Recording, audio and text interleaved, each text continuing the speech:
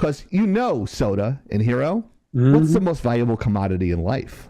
A person's time. That is correct. Or Soda's balls, apparently. Yeah, they're very important.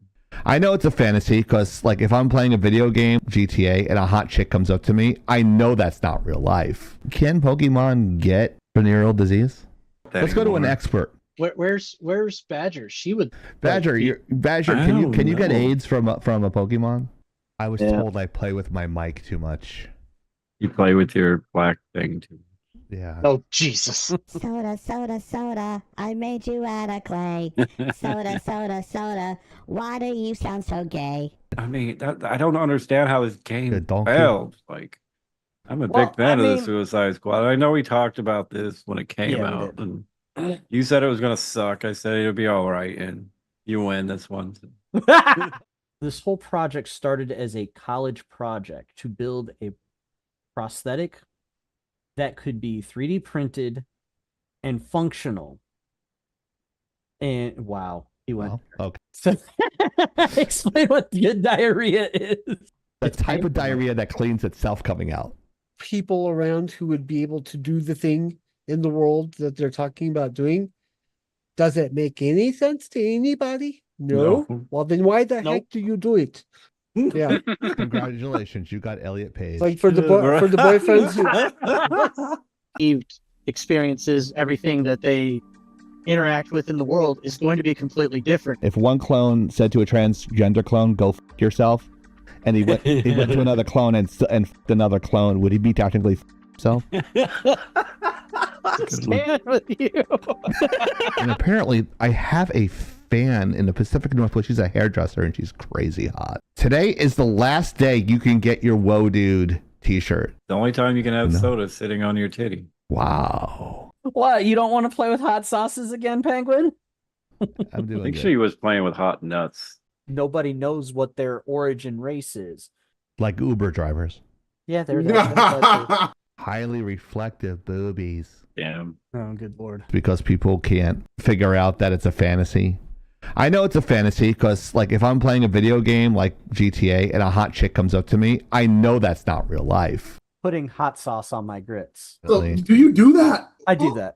What the fuck? It's like a white guy trying to be like a black dude, but not reading the entire manual. I'm not. So sick of being fat. Gross. Trust me, I understand the pain. But you're not fat and gross. You're handsome. He likes This Steam I group. made a baby. Was it a tube sock baby? It was my Aaron Judge sock. Oh, jeez. Yeah. Captain Canuck. Kazoo came in last night, you know, a little tipsy as usual, and he's like, I got the #1 issue of Captain Canuck. How much is it worth? I looked it up. It's like maybe $20. You gotta be fucking kidding me. I was like, yeah, because it's Canadian. Nobody gives a fuck. Whoopi Goldberg's profession is what? I mean, Jabba the Hutt's profession is what? That's messed up. Look, I'm brave, not an idiot. That she can't wait to get out of the gaming industry and go back to the Sex work, right? sex work. I'm gonna come. I had Lentils go macaroni and far. lentils. Man, I shit out my large intestine the other day from the lentils I had. Right. Me getting hit with a baseball. Exactly. 8 times in one game. Wow, that's your fault. I've heard that allegedly it hurts just as bad, if not worse, but hey. Whatever. Their pain threshold is higher. They can give birth. They can take it. NPR voice. How I you don't doing? know. Don't Don't I forget to have a good comment, one, too? like, and subscribe. And if you're on... Wait, that sounds like Rogue Penguin. Is that her? So I created the poll, but it did not show up. What happened? You broke it? Why does everything you touch turn to shit? Right? Like Ryan Gina Reynolds Carano in Built? is And he's huge. got- Oops. Peg me any day. So I, on that thing. you can spit on my thing anytime. I'm just saying. Oh, good lord. I don't know. Pulling it It'd be the through the smartest whole thing that body. came out of her mouth would be my dick, right? What the fuck?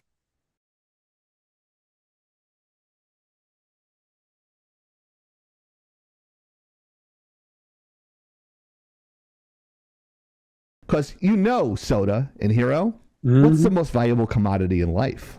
A person's time. That is correct. Or Soda's balls, apparently. Soda's balls. Yeah, they're very important. I know it's a fantasy because, like, if I'm playing a video game, GTA, and a hot chick comes up to me, I know that's not real life. Can Pokemon get Venereal disease. Let's go to an expert. Where's Badger? She would. Badger, Badger. Can you get AIDS from a Pokemon? I was told I play with my mic too much.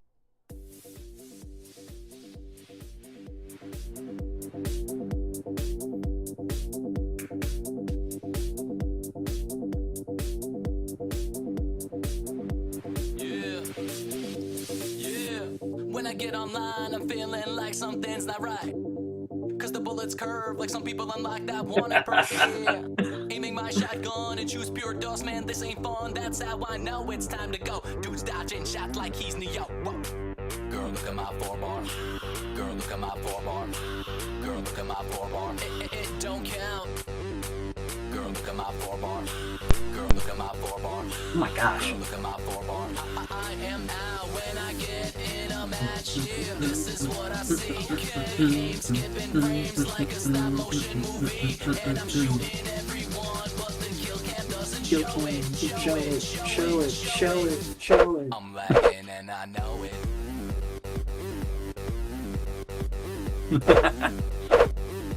I'm lagging and I know it.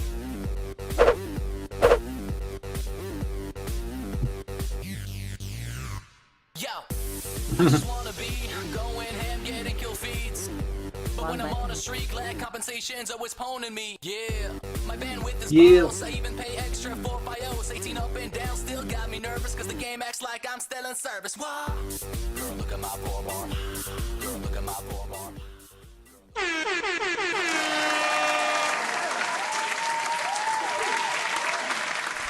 Welcome to Laggin Out Live, the only place that you're going to watch the latest gaming news without us getting paid for our reviews.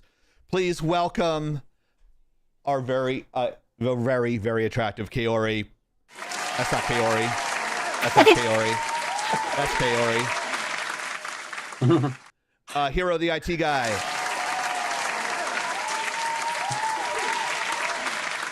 And another veteran. I'm outnumbered by 3 veterans today. Please welcome Scout.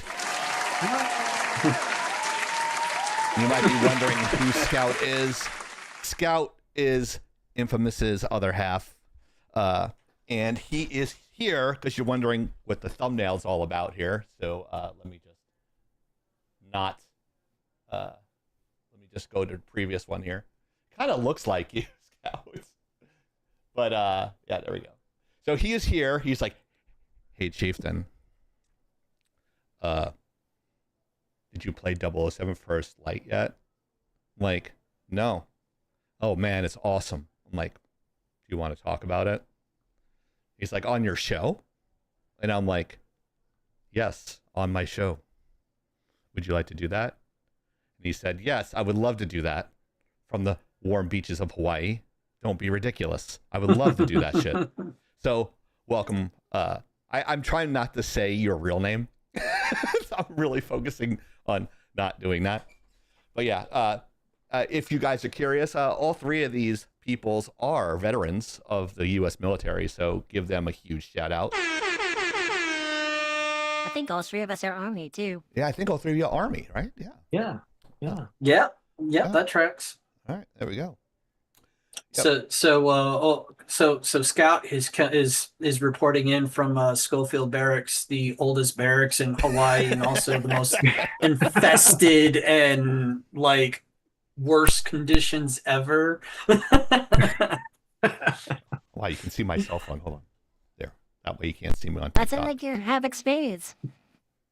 I wasn't stationed in Schofield Barracks, thankfully. I have a couple of friends that were, and every single time I had a friend that was stationed there, they were like, "We had a boil water notice for like half the time I was there," and I'm like, "Oh man, why are they always doing boil water notices?" "Oh, because they had they had water lines break." Like, but Hawaii, right? Sounds crazy. And for legal purposes, and I never thought how important this was until a couple of weeks ago, but let's go to our attention stuff so that way it gives us some legal protection per our entertainment lawyer here at Lagging Out. How you doing, Mr. J?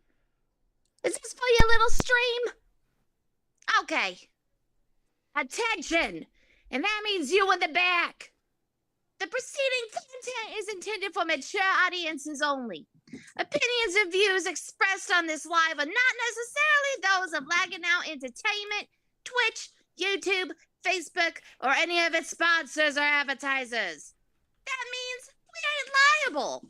If you're under 18, get the fuck out. I wonder where that B-man is. Something tells me that Scout hasn't been here from the start of the show at all. I have not. You're correct.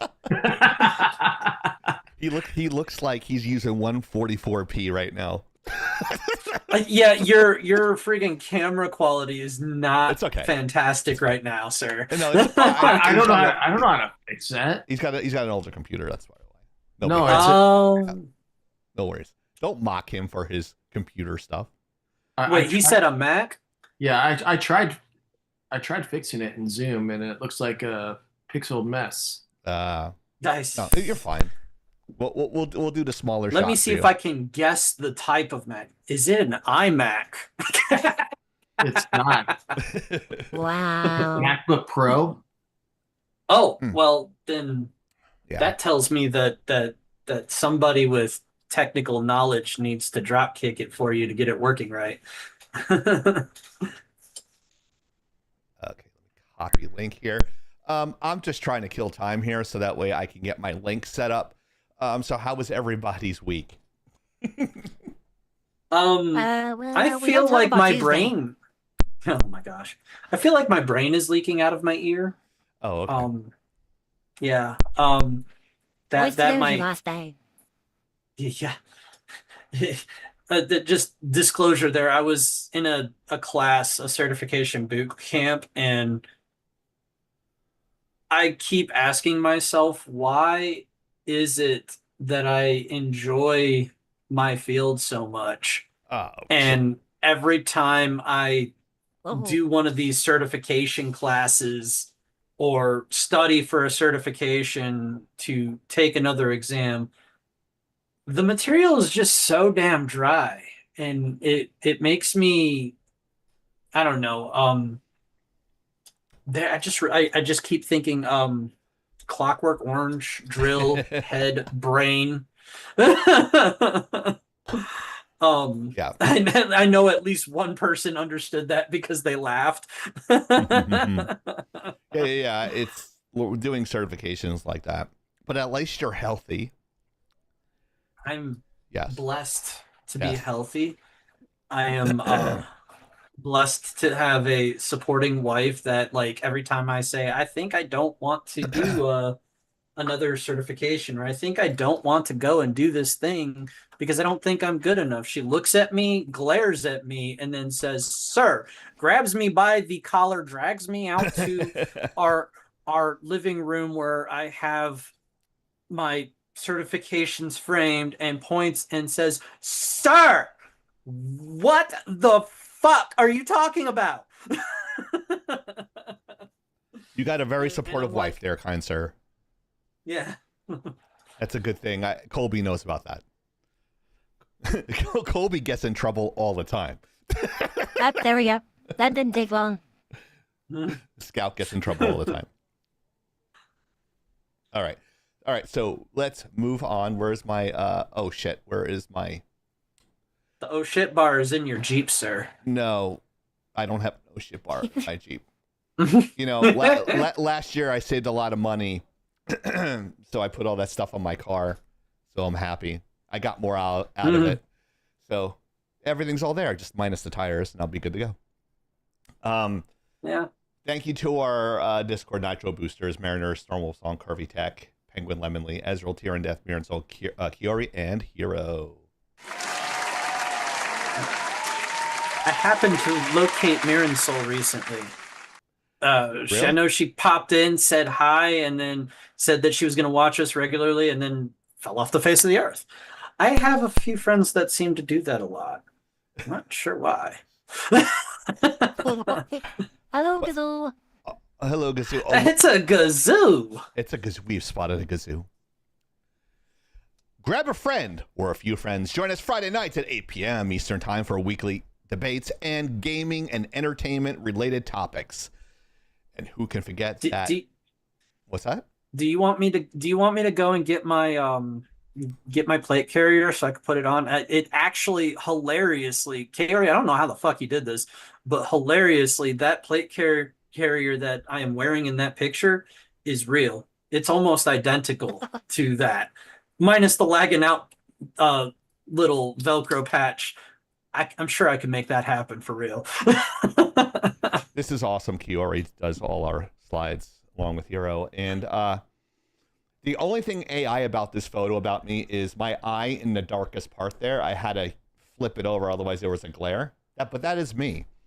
You know what? I turn out pretty good. I'm like fine wine. I'm getting better with age. Just kidding. No, but I always had a bad self-image about myself. Never thought I was a very good-looking fellow. But I'm a solid 5, a 6 if you're drinking. I've always said that. But yeah, thanks to therapy, I'm a lot more humble. I'm not sure. I think Hero is telling me, it's like, yeah, you did have your villain arc last year, in the middle of last year. But bro, yeah, the number of times I wanted to grab you by the throat and say, "Get the fuck off of TikTok." And I'm on TikTok now, and Colby's there with me. Scout is there with me, and he's actually said it in the chat. He's like, "Wow, you're a lot more fucking calm than you ever been on there. It's like you're very chill." And I'm like, I'm trying every day just to grow as a person and be a better person, and not a fucking.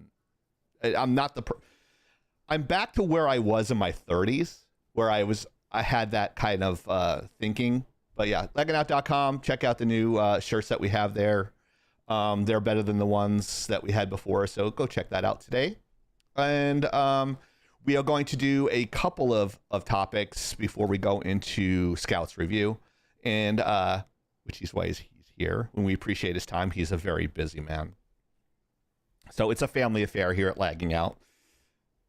because his wife's there. We'll go ahead. We'll just gloss over the affair part. That could cause trouble.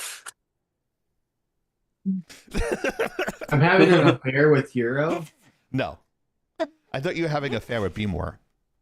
Oh, They look alike. Oh, watch out! You apparently there's a line for that for me. I guess I don't know. Somebody keeps telling me that they're in line. Oh no, I love it. I have yet to see this line. I don't believe it. But then again, my self-image is somewhere over there. I'm feeling daggers through the camera right now from a certain animated individual.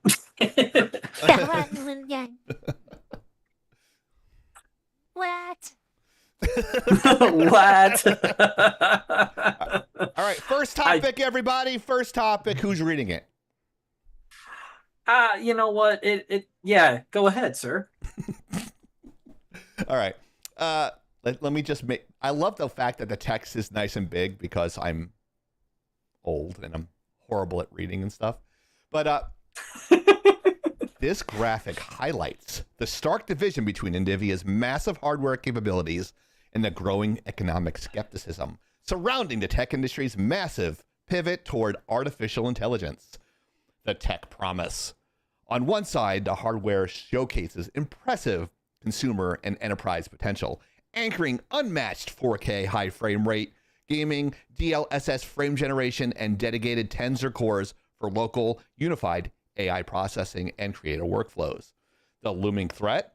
On the other side, the graphic details the warning signs of an AI bubble collapse. It illustrates a company sprinting towards a financial cliff, driven by an aggressive overinvestment and misaligned priorities.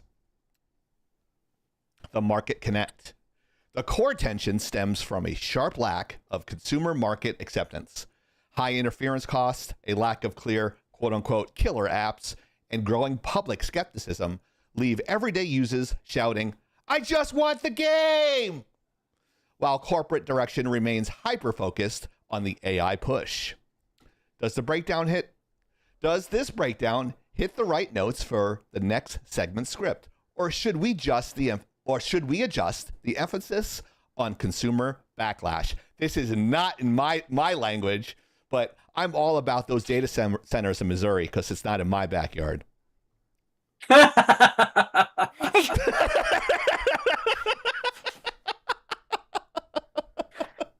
Is that Missouri or misery? It's the show me state. But yeah, see, this is what I argued about the other day, last week about. But I'm going to reserve my comments for the end. I have a feeling Kaori and Hiro might have an interesting perspective on this when I was half listening in the production meeting.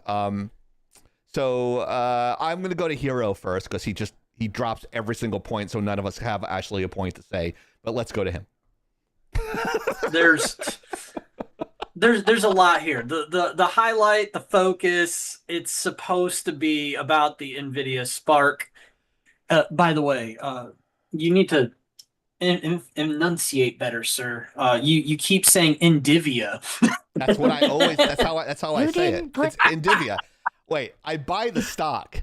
It's NVIDIA stock. It's doubled in price. So that's what I call it. How do you say it?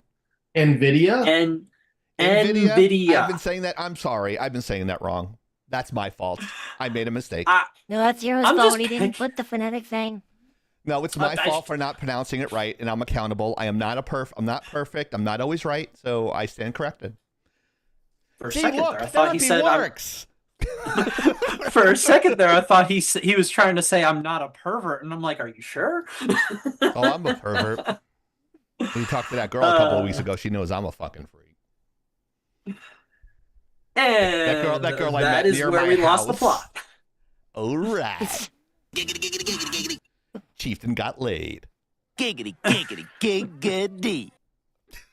Anyways, this is supposed to be smart about and had a nice body too. And you're in shape. Oh, is that what this processor does? It makes you smart and have a nice body? It might give you the illusion of thinking you're smart. I don't think I'm very smart. That's up to other people to make that opinion. I think I'm of average intelligence. I know what I know, but yeah, let's go ahead, sir. Anyways, stop talking about this. Yourself. Is supposed to be about the NVIDIA Spark, which is right. It's on track to be an integrated graphics chip or an integrated graphics card. If the most people in the computer world or gaming space knows that for the most part integrated graphics is bad because that means you're sharing RAM with the computer, and the computer not having dedicated graphics RAM is going to end up tripping over itself at some point when you're processing high-level graphics. What I was originally reading about this in particular is that they're planning on including this graphics chip in the new line of Surface computers for Microsoft. Kind of like those laptop things you're talking. Those small computers. That's what the Surface is, right? Kind of like an iPad. Yeah, the ones that are they look like an iPad, but they have a detachable keyboard. Yada yada yada. Gotcha. Okay. Look, I'll admit. I'm gonna buy my several years ago. I was very fond of the Surface computers, the Surface Pros, because they were convenient. I could slap a SIM card in it, have internet anywhere. Right. Great. After a couple of years, I'm also convinced that Microsoft intentionally nerfs their mainline computers that they sell to people, and it started working like shit, being very slow. And over the last month, I fought with a Surface Pro to try and put Linux on it, but because Microsoft is just as proprietary as Apple was about 20 years ago, they hate consumers and they hate hardware freedom. So they basically were like, "Nah, we ain't gonna work with you. No, give me your money, bitch." Yeah. So I okay. Yeah, I have beef with Microsoft on that one. Right. But this is supposed to go into the new Surfaces. This is supposed to give laptops comparable gaming capabilities to a regular desktop. I, as an IT person, would absolutely like to say X to doubt, good sir. I don't think so. Also, DLSS AI bullshit is garbage. It makes people look I don't know. It makes it so you can see the people's pores on their faces. It's too detailed. When I was playing God of War today, that's good. I don't look half ugly. Yeah. I'm still bad. When I went to play, I'm not considered the bottom of the barrel anymore. And you never were, sir. And that's coming from a straight man for context. Scout's a very good-looking man. That's why he's got 3 kids. Yeah. He would have more if it was up to him. Are you sure that's why I have 3 kids, or is it because of another reason I have 3 kids? I don't know. He's got very talented children. They like we're trying, first we're place. What's that? We're trying to keep this PG. Oh yeah. You don't have to. You can go R. This is kind of like a Howard Stern type of late night kind of show. So you can get as raunchy as you want. You can say kill. You can say guns. You can't. You don't have to say pew pew. You can actually just say the word not regarded, but the other word that I got banned for today.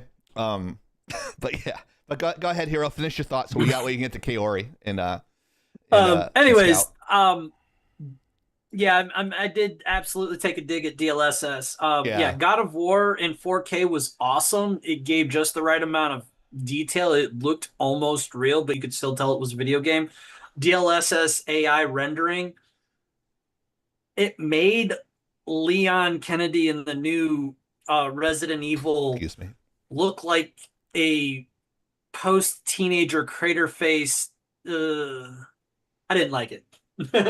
So AI is not good for everything, folks.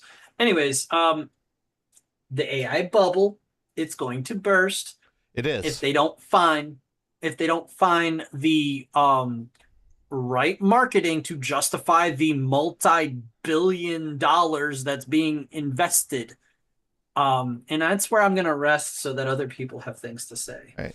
AI is a tool. Kaori, what's your take on this, lady?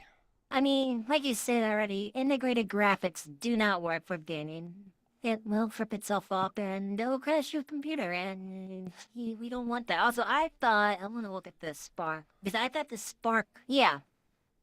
So was it? The Spark is also supposed to be like an all-in-one. So not only is it going to be like your graphics, it's also going to be your CPU now.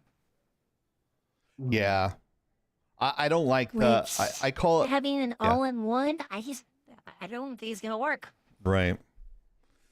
I'm afraid to go to Scout. They already talked about this. AI isn't. It should be a tool, not a force. It should be a tool, not a crutch. NVIDIA's been pushing. Yeah. Okay. I'm afraid to. Yeah. I'm afraid to go to Colby for this. Scout for this, but I'm not sure if he knows a lot about this topic. Yeah, but if you don't, what I usually do is I pass on certain topics like anime. Like these two love anime for some reason. I have no idea why they do. But I am the minority in that. But I have an opinion on it. But if you don't want to talk about it, Scout, that's fine. I can, because I actually went into ChatGPT because I know nothing about this, and I said, "What are the pros and cons of the NVIDIA Spark?" And this is what ChatGPT said. Very smart, sir. It says it's a massive 128 gigabyte unified memory. Mm-hmm. It's full NVIDIA CUDA ecosystem support, which is that's both stuff like AI oriented. Yeah, it's compact, it's quiet. Oh, it's the opposite of me. For developers who want prototype and test large AI models without relying on cloud services. The cons are, it's $4,000 to $5,000. Jeez. So how much are these? You said they're going to be put them in these Surface type laptop thing. And so how much is the going price going to be for that then? If this device is 4,000 to 5,000? That's a great question. Yeah, so the standard Surface Pro at the current moment, depending on the bells and whistles you put in it, it's like a car. You can add more or take away from. But depending on the bells and whistles you put in it, you're looking around $1,400 to just under 3,000, and that's before you throw the Spark in there. It does say that it's not good for gaming, despite the NVIDIA branding. Its performance is mediocre for the price. So if you're going to spend $4,000 or $5,000 for this device, you could get. I could get two freaking good. Well, with the hardware market being where it is, probably not. But I could get two or three gaming desktops for that. Right. Well, with the top of the line, NVIDIA was at 80, right? The 5080. Well, yeah, the 5080. 5080s, yeah. Yeah. You could get two of those for this price. Yeah. It's obviously not looking great just based off of that. I actually didn't even think to price market. Good on you, Scout. Yeah. And then another con is there's reports of thermal throttling under sustained workloads. Well, that's no. Gotta calm down. That's normal on processor technology because it's a self-preservation thing. And I was thinking about that after I passed the talking stick to Kaori. I completely forgot to mention that if this is going into a portable device and that portable device isn't large enough to have fans, it has to have thermodynamic thinking in its processing, default processing capabilities. Most portable processors that go in your phones and your tablets and so on and so forth, when the temperature starts to spike under high loads of processing, it will throttle itself down by default so that you don't melt a hole in your device. Some of these things get pretty freaking hot, even though they're designed to run fanless. Right. Okay. Yeah. That's all I got. The way I see it, guys, and correct me if I'm wrong, it feels like it's 2-in-1s, in my opinion, don't really work as the separate type of things. Like back in the day, the TV VCR, I'm like, oh, it's great and convenient for college, but the quality wasn't good.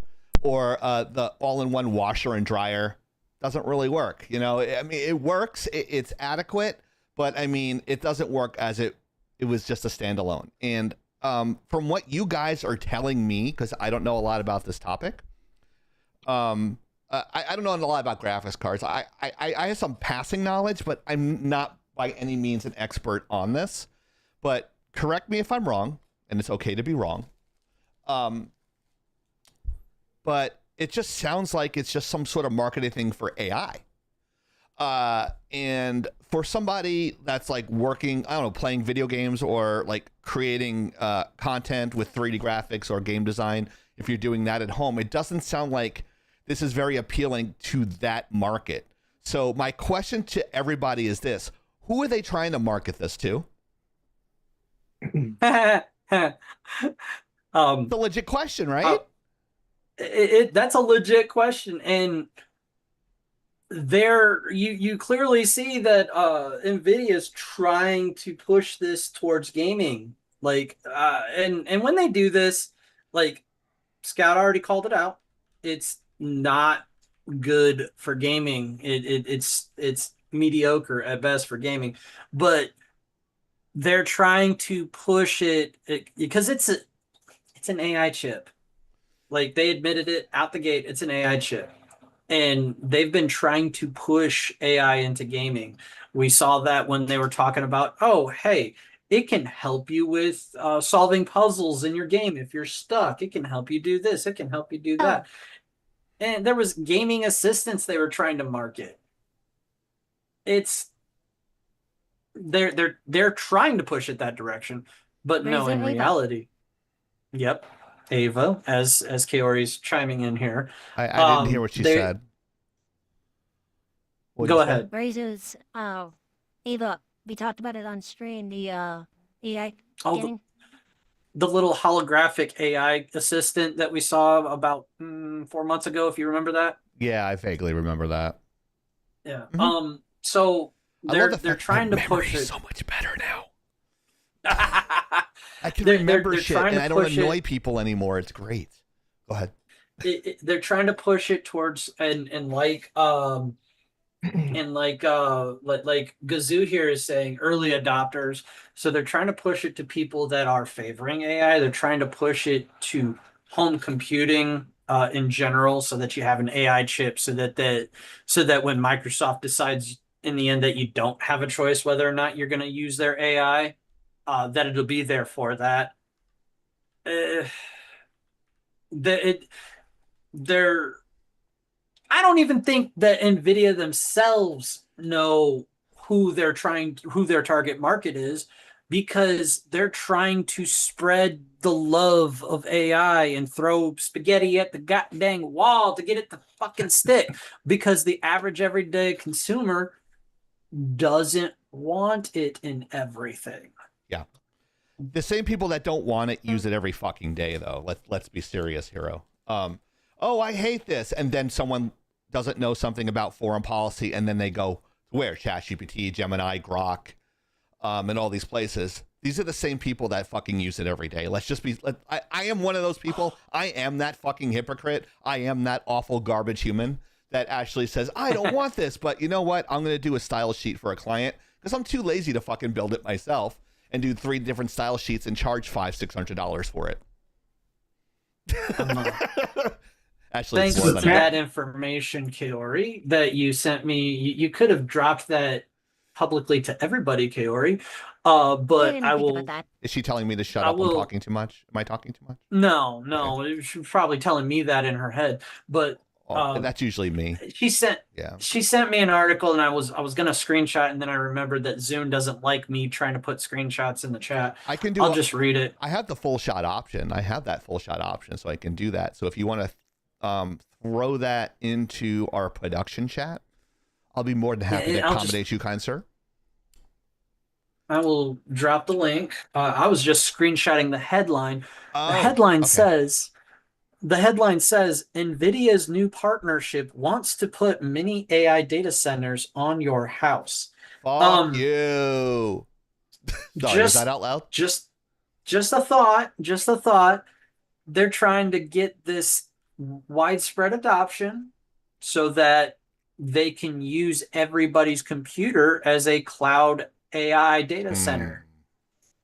Because what do we actually use? Are we actually using AI directly? No. When we talk to Gemini, when we talk to ChatGPT, Claude, Anthropic, all these AIs, they're cloud clusters that connect to the AIs that are and the AI processing is being handled in the cloud through multiple computers, multiple servers. So great. Are they going to pay for my electricity? Asking for a friend. Supposedly, yes. Really? Supposedly, they would pay your electric for, but I've not seen any proof of that being done.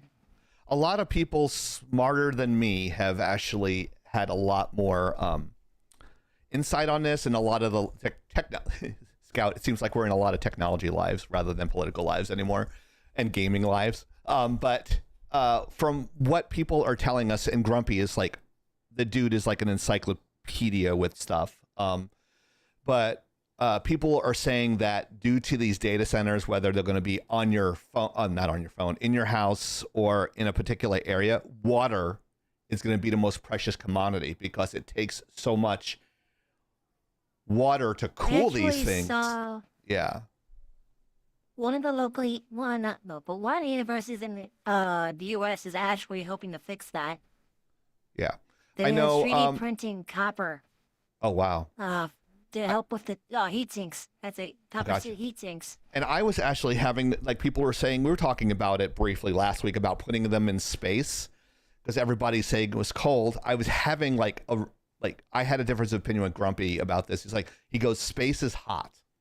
And he goes, space is hot. If we're putting it in low orbit, we're putting these servers in low orbit like Elon Musk, the first trillionaire, said that we can do. It's actually going to be hotter because if it's directly into the sun, it's going to be a lot hotter, and the radiation's going to. There's no not electromagnetism. Welcome, Grumpy Gay. See, space. That's what he keeps on telling me. Space. That's what he keeps telling me. Space isn't cold. Check out the chat on Twitch. He's told me that, and he convinced me that. I thought it was going to be cold because I was looking at deep space. He's like, Chieftain, it's not deep space. It's going to be low orbit, and it's going to be hot. And I'm like, all right, I concede my point. I'm wrong again. So more context to that thought, by the way. I'm sorry. I'll finish my thought. It's really quick, I promise. All right. More context on that is, well, depends on how good you are with that. Never mind. Well, if you're like me and you take your time, it usually takes about 3 hours. But anyway, I digress. Go ahead. Fair enough. But because my dick actually works. Go ahead. I need my hair's not poofy enough to do this expression. Aliens. Go ahead. But if you really think about it, even low orbit or not, there's a good possibility, depending on where you are in space, that you're not going to be very cool because of direct radiation from your local star. And contrary to certain people's opinion, we don't have enough star power to generate that kind of radiation where we are. that star powered radiation, most people would call that solar radiation, but that term only applies to our local sun star. Infamous told me on the chat, it's like, if you guys talking about data centers, you had the wrong person up there. You had the wrong part. You had the wrong family member. She said she's gonna go in the other room and fucking go. Holy shit, we got B more too. Fucking B more. So yeah, go ahead. 2 things. 1, the average temperature in low orbit is 2.7 Kelvin, which is 10 Celsius, which is about 30 something degrees, 40. That's indirectly out of the sun's orbit. So when you're in the direct area of the sun, then what is it? Well, this is the average, but you have a number. It's going to be moving around the Earth, so it's going to be in the sun about 16 times a day. Google is sending 2 prototypes next year. Space in 2029. I think. Yeah, go ahead. Sorry. Well, this see before when Hugh jumped in is, I think we should do what Microsoft already proved. Use the ocean. That's cooling systems Microsoft there. Proved it about a decade, maybe half a decade ago, to where it was proven that it helped cool it by almost 75%. But what would be the reciprocal damage to the Earth if we are warming the oceans, though? Then we'd really have like global warming. Well, from what the data centers are fucking huge, China's right? Doing it. And if they, I think we're diverging from the original point. We're not economic. Wow. Their environmental report, as long as they are spaced out well, they're not seeing a major increase. Okay, yeah, that's what lots of studies on the negative impact of ocean wildlife due to frequencies. So, yeah. So, of course, if they are together, then yes. Yeah. That's what I'm seeing from China's report. Okay. I think we killed this topic. Let's go to the next one. We don't have to say unalive here. We fucking killed it. Well, I did want to say on that, on the Spark thing, because you asked who should buy it, and ChatGPT again, because I'm not an expert in this field at all. Right. AI researchers, developers, and businesses that specifically need large memory local AI development with CUDA. So I'll go to you, Hero, and ask, I don't know what CUDA is. And it says, who should skip it? Gamers, most general PC users, and people who can use cloud GPUs or build a custom AI workstation for the same budget. That's pretty good analysis right there. That's who would absolutely want this versus who would not. Good job on your Chat GPT foo. It used to be called Google foo. So what is CUDA though? That's the thing between women's leg. Oh, that's CUDA. Sorry. Golly. Wow. Giggity, How do you spell that? CUDER, cooter. Wow. I think you were trying to say cougar, which is a woman that's older than you usually. CUDA. Yeah. So that means I was with a cougar 2 weeks ago. CUDA. Technically, but also the technical term of cougar also refers to her tastes are in the younger men, the freshly 18-year-olds. Oh, damn. Oh, okay. Gross. Oh, okay. Compute unified device architecture. So IoT, Internet of Things. You're talking about the connected home assistants that control the smart homes, things like that. I was thinking the same thing, Infamous, but didn't actually say it. Are you saying like we can install this into a smart home to control the smart home? Is that what you're saying? Well, yes, that would be an application for it. But when you said you asked what CUDA is, its definition is compute unified device architecture. It's a fancy way of referring to cluster computing, large Rapids. Cluster computing. You're on the spot. I'm trying to. Gazoo says CUDA is proprietary in. Okay, yeah, that's fair. It's the proprietary version of cloud computing, cluster fucking. Leave it to Grumpy to make me laugh. But you're talking about basically borrowing a bunch of computers to think about how to do one thing. And that's where I'll leave that, if that answers your question. Okay. Not really, but sure. Okay. Think tank. Brainstorming. You get 17 people together and they think about how to solve a problem. Okay. Now, take those people and turn them into computers. Okay. Now you're doing the same thing, but with computers. Okay. All right. So, okay. Kiori. Lord Turbulence. In the VR landscape today, Vertical Games, the heavy-hitting studio behind Arizona Sunshine Metro Awakening, is shutting down its Amsterdam studio. CEO Richard, I'm not even going to try that last name, broke the news on LinkedIn, boldly admitting that the VR market remains a challenging space. I agree. It's a tough reality check. Despite massive tech upgrades, mainstream VR adoption is still flatlining. Vertigo is not alone either. Even Meta recently axed several VR studios. Interestingly, Vertigo is also shifting gears, announcing that non-VR versions of the next games. For now, it looks like locking their major titles behind a headset is a gamble developers just can't afford. So, okay, I find this interesting, especially since both of my roommates love VR. Yeah, I like VR But too. what's also interesting about that is that they only use VRC. What's VRC?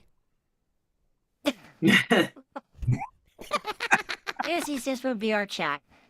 From what I've been reading on VRC, it's Laggin Game Studios. So just to help you out with that one, Chief, with your squeaky squirrel voice, My balls haven't dropped yet. VRC nope, not going into that joke. Nope, that's for Discord after the show. But VRC basically is you create your fancy little avatar and you go and chat to your friends. It's kind of like what we're doing here, but more X-rated depending on who you talk to. Oh, okay. True. There is, I mean, they have 10,000 plus worlds there. Some of those worlds had games built in. A whole new they range world. from social interactions, battle royales, you have FPSs in there. I mean, I can see how those, and most of those game worlds are free too. Okay. But again, as we said, must be all I say is we've said this before. VR is a niche. Yeah, in my opinion, it's kind of disappointing because Keith and I were talking about building the business around XR, VR, and AR, and then all of a sudden AI goes, "Fuck you, we're not doing that anymore," and we got trained in this XR program.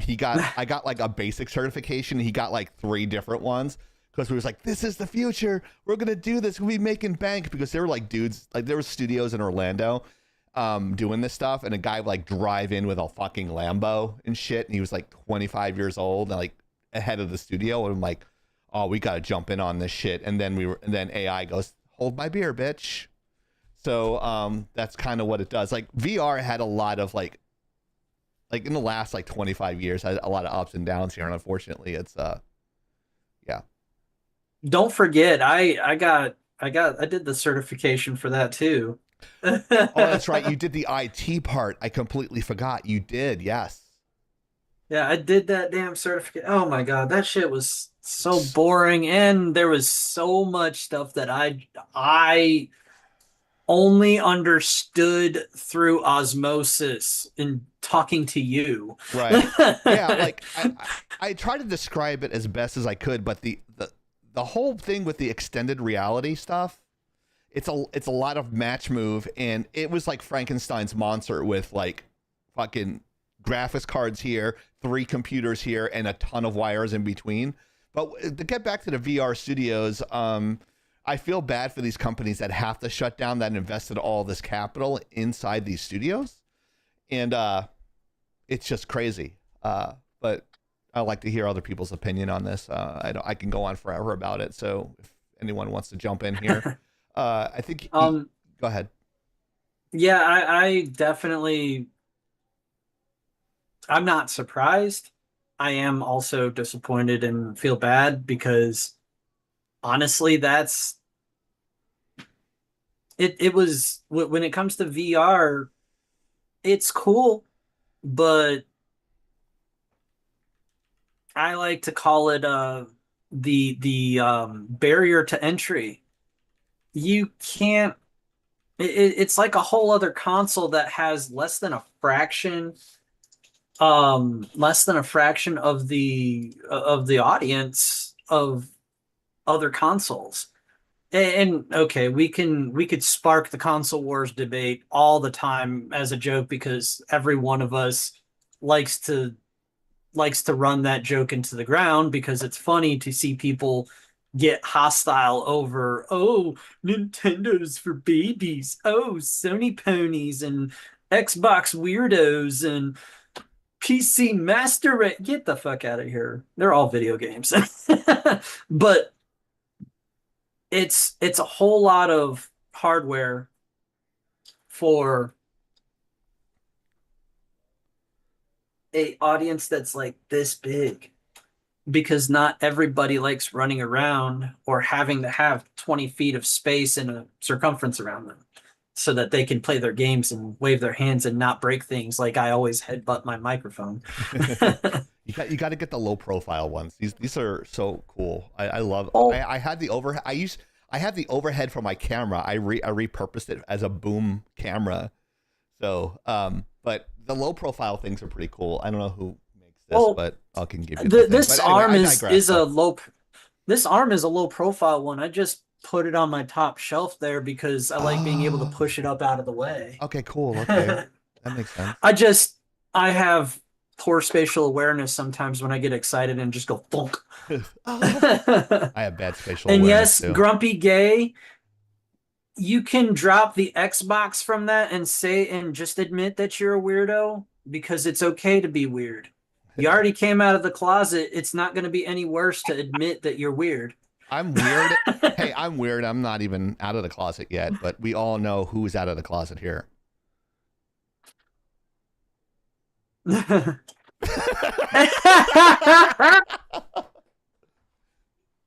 Grumpy just says kitty. Grumpy's hoping and praying that Scout and I come out as gay. The first time I met Grumpy, he hit on me. I thought that was just Grumpy. how gays said hi. Grumpy is like one of the smartest people I know. It's just crazy. Everyone pretty much is like, you always want to surround yourself with people that are smarter than you. And when you have a low bar as myself, as the caveat, it's really easy to say that everyone else is smarter than you. So everyone has their I know what I know, and everyone has their own superpower. Like, you know everything about IT. I can talk about the industry kind of a little bit. And you have to appreciate, you have to acknowledge your weaknesses and appreciate other people's strength. And I think that's a lot of growth if you're like doing stuff like this. You have to say, it's okay to not. I say that in my head all the time. Okay. But yeah, moving on. Are we done with this topic? Does anyone do you want to speak on it, Scout? Or no, I'm good. I'm good too. All right. All right. So it looks By the way, you're not supposed to acknowledge that verbally, sir. What? Which part? Not knowing everything? Not knowing everything? No. Some conversation, production chat.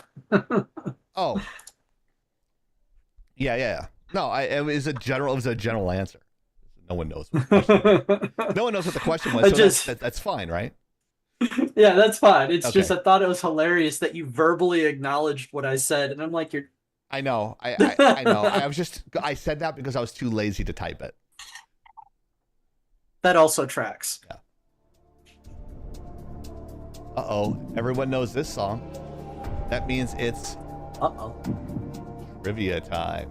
I don't know. Wow, it's actually really weird. But okay. Oh, this is another general knowledge thing. Okay. So since this is a hero-based question, I'm going to yield to Hero to read it for us this week. I can't even see it. Oh, let me go full screen. What is Hero's favorite Zelda game? Is it A, Tears of the Kingdom, B, Majora's Mask, C, Ocarina of Time, or D, Echoes of Wisdom? Hey, Rogue Penguin. Stay tuned. Hey there, Rogue Penguin. Stay tuned for a message from our sponsors. I have a guess. I actually don't even know the answer, but I do have a guess. What's your guess? Ocarina of Time. I'm going to guess that too. Because I have a feel he talks about three of those games a lot. But I'm going to go with C on that one. Infamous says C. Rogue Penguin says C. No, Penguins is B. Oh, sorry. Penguins is B. Infamous is C. I can read. Horribly. But the whole reason why Scout is here is for this reason alone. Because, believe it or not, guys, but a lot of my friends on TikTok are gamers, and we don't always talk about politics. We talk about gaming, horses, everything. Usually at night, it's the chill live where we're talking about horses, video games, and just random shit. So that's why I have a nicer disposition lately, because I don't lie and say, I'm leaving the app and then go back to it. I take a break and then come back. I refresh. So I don't get any type of savage type of anger issues. But yeah, because you got to learn how to manage that stuff. But yeah, we're going to be talking about 007 First Light, and the review is from the one and only Scout.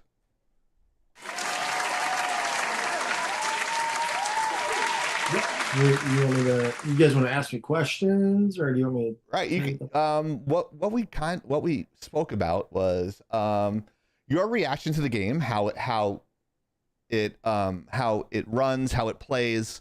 Do you like it or not? Is there any pros and cons to it that you want to address? And what we'll do is we will have a background of gameplay as you're speaking. Okay.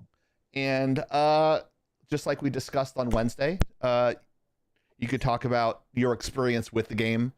You're raving about it? Oh shit, that's the wrong link. There it is. Mm-hmm. I'm just trying to kill time talking to Scout as I get the link going here. There we go. And just your overall experience. What are the pros and cons? What you play it on, that sort of thing. That's what we're kind of looking for. And I'm going to grab that, and it's already muted. I can expand that. And without further ado, please welcome Scout. All right. Well, I just want to say before we get started that maybe we should start a segment, and maybe this should be a production thing, that I give my take on reviews, because I like to play video games. Yeah, you could. Yeah, we can do that. I think there was a lot of people.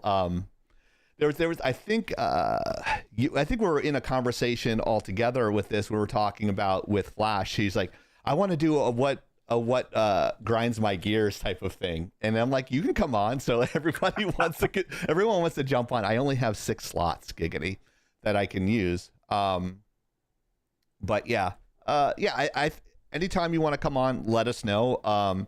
If we have a 5-shot, I'll just set it up for a 5-shot, and I just need to know like 3 days before so I can change the names and all that good stuff. But yeah, I don't think it's a bad idea. We love when people come on. Oh shit, Hero's Chair. Yeah, Hero's Chair. I am here by myself because Hero is gone. Hero's Chair. All right, go ahead, Scout. All right, so this is the best 007 game since Nintendo 64. Wow, really? Yeah. From what I read, 1.5 million copies were sold on day one. Most anticipated 007, because the reviews were strong, because it wasn't going to play. So the GoldenEye 007 N64 broke records then, and then developers and gamers were trying to game developers were trying to copy off of GoldenEye's success, and it didn't work, because you're trying to replicate something that you can't replicate. And then and then there were other games that they tried to go off, not use the GoldenEye method, that just didn't pan out well. So this game plays like a movie. So if you're trying to 100% the game in your first go around, one, you won't be able to do it because you don't have all the gadgets and weapons that you can get in the game until you beat it, and there's some things I'll talk about that, but you actually ruin the speed of the game, so that the game is the flow meant to be. What? You're talking about the flow of the game? Yeah. Okay. Yeah. So if you're trying to like restart this chapter and do it, you're ruining the flow of the game, and that's not intended on what the game developers wanted. Okay. We don't have an origin story of Bond, so this is the origin story of Bond. So the tutorial is about 3 hours. Wow. Yeah. A long time. You are starting out as not an MI6. You're just some guy on a helicopter that gets shot down, and you get an invite to go to MI6, and you get to see you go through the MI6 Academy. So they teach you everything that you learn in the MI6 Academy, and then it moves along with the story, and you kind of get thrust into the field because you didn't actually finish the academy because of some things that happen in the game that I'm not going to go into. But yes, 007 is a title. Yes. Thank you for the clarification, Grumpy. And yeah, go ahead. I think it's important because I don't think we have any movies and there's no books by Mr. Fleming that show us how James Bond came to be. That's actually surprising. Yeah, you think there's be some sort of origin. It's go ahead. Oldest. No, I was gonna say that is it the tale as old as time. Go ahead. So Hitman is the developer that developed this game. The game developers of Hitman developed this game.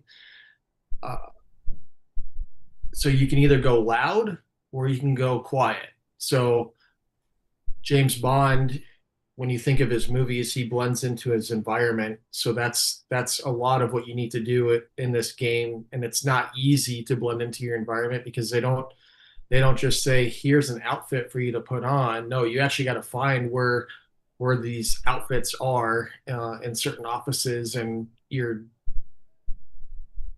doing all this stealthy stuff, trying not to get noticed. In one of the missions, you're at a chess tournament, and you're just supposed to be the driver. Like that your job is, his job was to stay in the parking lot by the car. Everybody else was on the mission, and he was just supposed to watch the outside. But James Bond in his fashion can't do that, so he went inside into this chess tournament. And your goal is not to get spotted by the people that are also MI6 by them. So you have to not get spotted by them, not get spotted by the guards, and blend into your environment. So you have your blend of stealth, your gadgets, espionage, and action. If you wanted to go loud, it follows kind of a you can't just start shooting when you want to, because you have a code of ethics and rules that you have to follow. So once people start pulling out their weapons is when you can start using your weapons. Otherwise, you got to do non-lethal stuff. What's some of the notes? So great cinematics. The voice acting was awesome. As I mentioned in the pre-call, the lighting is some of the best I've ever seen in a game with the shadows. Why are you laughing, Hero? Because Chieftain in a past life was a chief lighting guy. I was a senior lighting artist. And he did a cut to himself and rolled his eyes. I'm just teasing you, Scout. Go ahead. And these missions are not short. So there's a guy that I follow, Swole Gaming, and he follows another creator that is playing this game, streaming it. It's kind of boring to watch a streamer play this because it's not one of those types of games. Right. He's not even halfway in, and he's still 14 hours. He's 14 hours into the game. Well, at least there's a lot of gameplay. That's good. That sounds like a lot of gameplay. I like that. Yeah. So each There's a lot of gameplay if you're going for a full. Yeah. So you're saying if you're stoned, it's the perfect game to watch on Twitch? Yes. The infamous box time. You go to an exotic resort as well. There's a lady in a red dress. There's always a lady in a red dress. How you doing? There's a lot of people talking about the lady in the red dress. Do you have a picture of the lady in the red dress? This is just a gameplay video that we snagged. So if there is a spot that has the lady in the red dress, we do not know. Go look it up, guys. apparently. Grumpy has a red dress. And you don't like, so the game Gotcha. wants you to do like a certain route, like, hey, do this. You don't have to do that. You can make your own way into the building. There are multiple avenues of you getting past security because you don't have a press badge, you don't have a security badge, or you don't work there. So there's other ways for you to get into the building and to cause distraction. So one of the distractions that you can do is you got to pick up a lighter and you can light the trash on fire. That catches somebody's attention. They go like, hey, why is this on fire? And then you walk in or get past a security checkpoint. So some of the cons, because there are cons. That shit way too dark. The AI can be simplistic at times. Mm-hmm. I played on normal mode. I didn't play. You can choose story, normal, or hard. I played on the normal mode. Gee, right there. There's a few bugs, and they still haven't fixed it. So you have to be connected to the 007 server while you're playing the game. So you got to have online access. You can play offline, but you just don't. It's not as good of an experience. So while you're in the middle of a mission, it'll disconnect from that server, and then you got to reconnect. So that kind of ruins the flow there. Reload Infamous. Reload it and see why you can't see the comments. See if that works. Go ahead. And then once you beat the game, then you can do this thing called tactical simulations, which is based off of a quantum computer. And that's something I actually wanted to ask you guys after this. You walk onto this platform with this quantum computer, and you load a scenario, and this is where you got to do you got to knock everybody out without being spotted, or you got to use a shotgun only, or you have to take everybody out stealthily, but you can't use any distractions. So you can't. There's all kinds of things in the game that you can.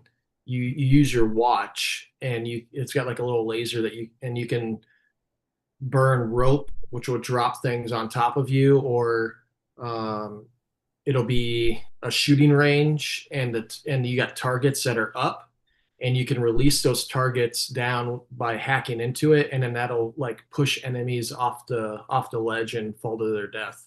Cool. So that's all this tactical simulations, and then you can use all those extra gadgets and things that you get in that to use to replay the game. So now you're starting the game with better gadgets, better gear, better weapons, more outfits, and and then at the end it says that 007 will be back. So there's a big bold thing on the screen. So there's going to be a number 2. I just don't know when that's coming out. What are they going to call it? Sunrise. Yeah, so like at the end, you really get into like the Bond kind of stuff, but at the beginning, it's like he's learning. So towards the end, you're actually doing like the 007 kind of stuff, and he's not 007 until the end of the game. Okay. Someone had a question. So something to add to that. First, Scout. Good job, by the way, Scout. Very good job, by the way. Appreciate the review. It sounds very fun. I might actually take a look at this because I was into 007 games for a little bit. I got fooled by the GameCube GoldenEye Rogue Agent, and that was, while fun, it was not GoldenEye 007 of the 64 era. It also was not. It also was not Perfect Dark, which was the only passable replacement after the GoldenEye era passed. Yeah, but I see this. I'm intrigued. I'm interested. The gadgets impress me. But to add to commentary, Grumpy Gay mentioned the what you were talking about, needing additional gadgets to get the 100%, and you can't do that during your first playthrough. He called that forced replay value. There's actually a term for that called sequence breaking. It's that sequence breaking is a little bit more technical. It implies that there is an order of gameplay to get certain power-ups to advance the game, and the developers didn't intend for you to be able to break that sequence, but over the years, speedrunners have often figured out the way to do so. It's a little bit more of a loose usage of the word, but I would call doing what you're talking about, going back and replaying the mission with new gadgets that you already, that you get right after you finish the mission. I would say that that's a form of sequence breaking. Right. Okay. So you would agree then that would ruin the flow of the game? Oh, absolutely. And I would be the type to play the game in order and then go back and replay things to get better scores and stuff like that. Agreed. Yeah. And I'm just, maybe I'm old fashioned.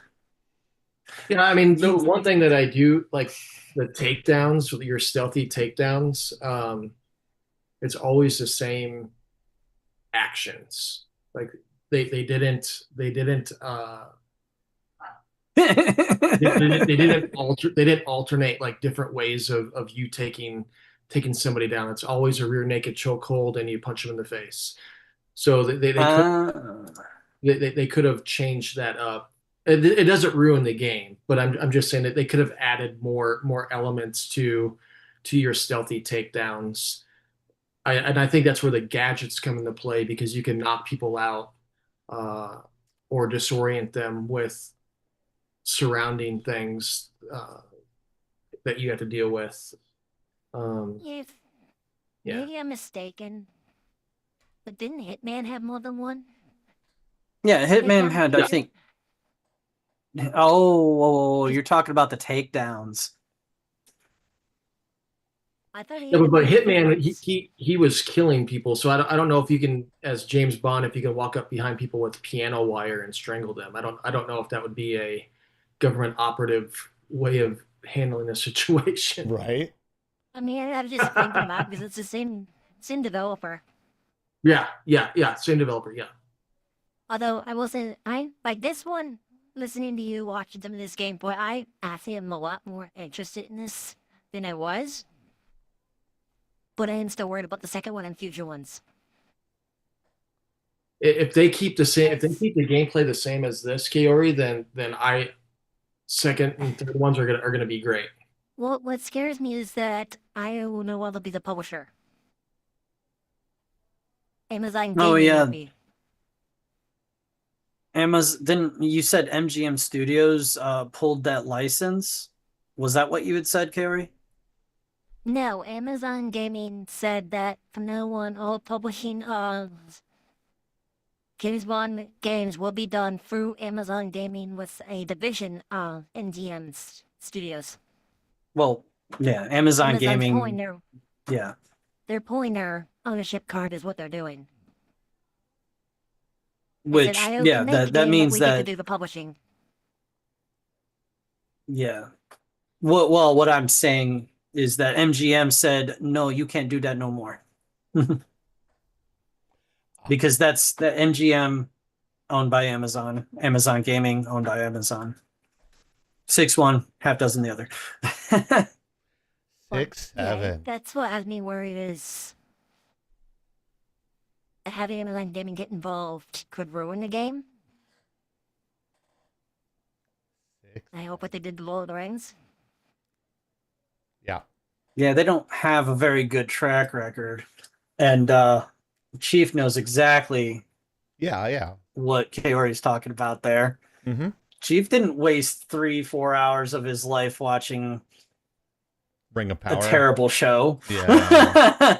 That wasn't a very enjoyable experience. But this I do have a review booklet I gotta send to Mod.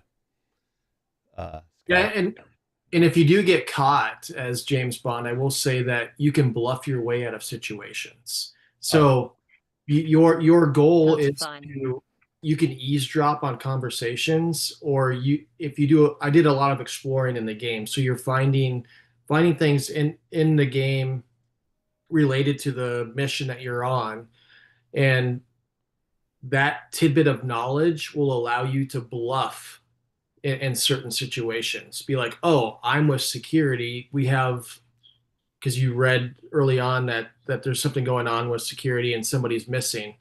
I'm with security and my name is so and so. We're looking for this person. Have you seen them? Like, oh no, I haven't seen them. So you bluffed your situation, or you can do like a fake surrender. You're like, hey man, I didn't mean to cause any trouble, and then it's an instant 1-2, knock them out. The one thing I don't like though is you can't pick up their bodies and drag them. So if you knock them out in an area where everyone's walking through, you can't move them. So they're going to get spotted by the AI people. I'm always thinking of with Snake. Oh my god, I can't remember now. Metal Gear Solid, like Luke's exclamation point, boop, when you get spotted. You guys remember that? I don't know why that popped in my head. Sound effect on the board somewhere. I don't. I wish I did. I got to grab it. I have it in my sound files. I can pull that and send it to you. Okay. I didn't pull the 2 sounds that Kiori gave me. I forgot to put them in. So. Oops. Oh my goodness! Really? Here is some breaking news, according to Infamous. Disney's original live-action Tinkerbell model, Margaret Carey, dies at 97. Rest in peace. Oh. Whoa. Wow. Interesting. Yeah. So if you have any pictures of her, I would sell them now. I recommend that people give this game a chance. Okay. Maybe in my opinion, go ahead. In my opinion, we possibly a contender for Game of the Year. Whoa. You know, because of the somatic and the cinematic and the lighting and just maybe and the story, maybe not the gameplay, because Hitman used the same gameplay, but the way that they encompassed everything all together, just made a really beautiful game. It's not pixelated, it's smooth, you got the James Bond humor.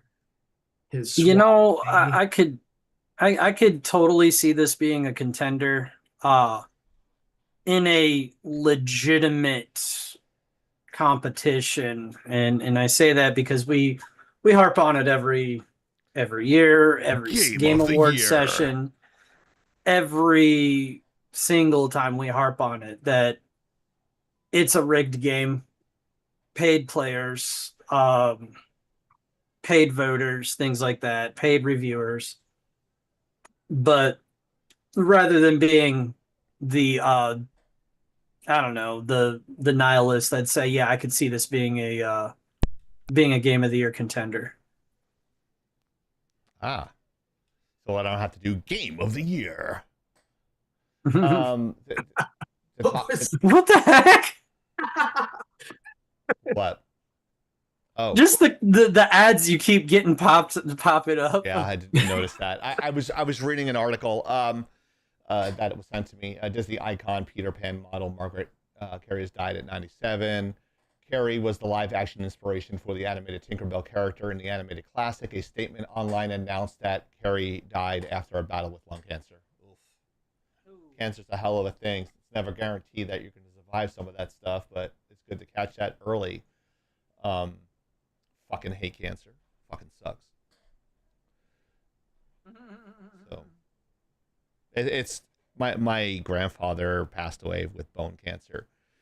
He had I think he had lung cancer and he just completely ignored it, went to his bones, and he passed away. It's horrible. But anyways, yeah, it sounds like we got a game of if you pause it, if you go back a few frames and you pause it and look at the kind of the lighting that I'm like with the shadows and stuff, not that far back. And Gazoo Scout has played it. That's he that's why he's here.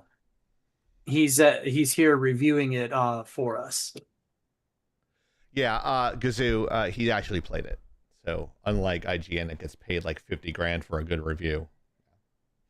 No, he actually played it. He actually said to me that he played it, and it's like, well, do you want to do a review? He's like, Can I pause it here? Oh, sorry. Yeah, but like these are the kind of details that I'm talking about with like the lighting. Yeah. Yeah, like you have the reflection. A window pane shadow. Right.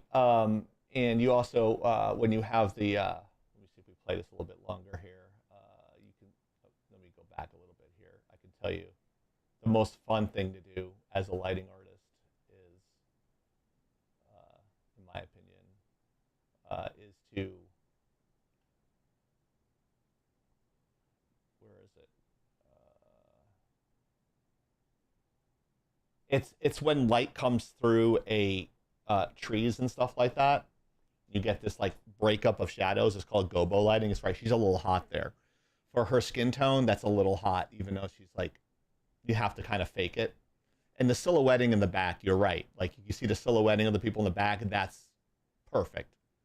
But you make a good case for what you're saying. So I can see there's some texture issues here with the glass and everything, but I mean it looks really good in my opinion.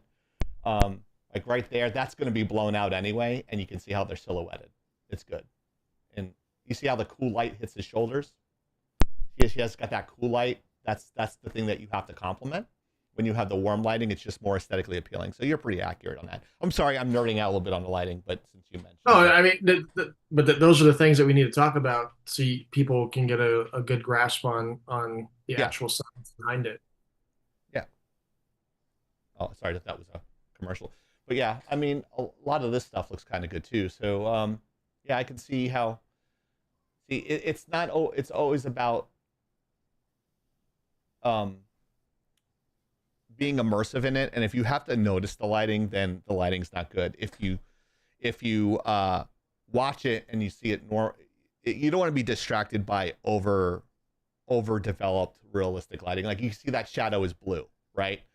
So shadows outside are usually blue because the yellow projects blue, opposite of light theory. So you see it's not a black shadow. You have depth of field in there, so it's like kind of foggy. So like that's too much. That was too much for me. I'd pull that back 20%. That was one thing that was bothering me, was the fog and the depth of field they were too heavy-handed on that in my opinion. But I guess it's a desert. Is this a desert? You're gonna have a lot of that, but I would pull back just a little bit on that. But as far as everything's concerned here, you can see the little flickering on his left shoulder there. You see where the shadow is actually flickering. That's due to the depth maps not being heavy enough. But the guy on the right is fine. But you get this like where you see the box and squares. You see that? That drives me fucking crazy. That drives me fucking crazy. Like I can't stand that. And so like what I would do is like, they're like, oh, it's okay. I'm like, I would actually turn down something else to get more quality on there and never fucking tell them. And they don't know none the wiser because usually the art directors have other disciplines and they depend on our discipline to do that. So I'd fake that shit, and you fake it till you make it.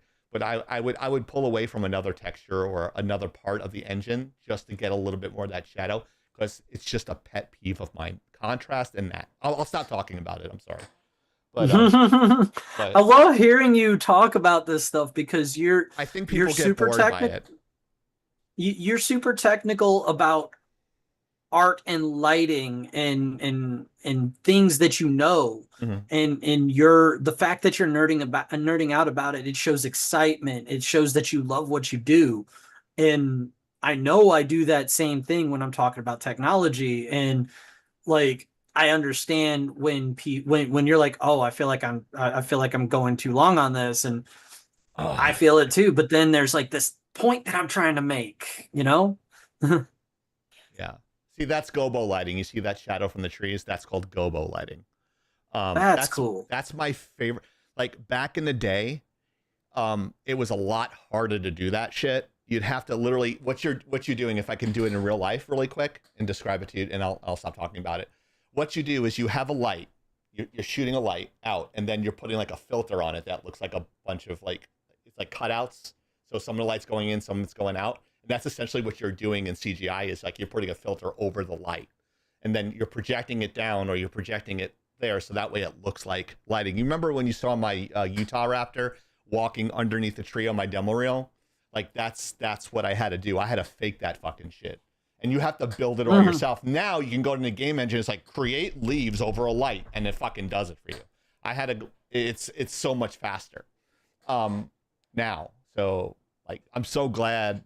Like I'm happy. I'm happy teaching now. But if someone offered me like a 3-month contract to do like an art director lighting stuff, I'd do it just because I like it so much. I'd literally do it for not even. I don't have any debt. I do it for like at cost. Look at that fucking flickering shit in the bottom left. Oh, it drives me crazy. Look at that. Look, it looks like shit. Everything. Like I thought it looks kind of real because there's leaves that flap in the wind. Everything else looks fine to me. It's like that's just like every game does that.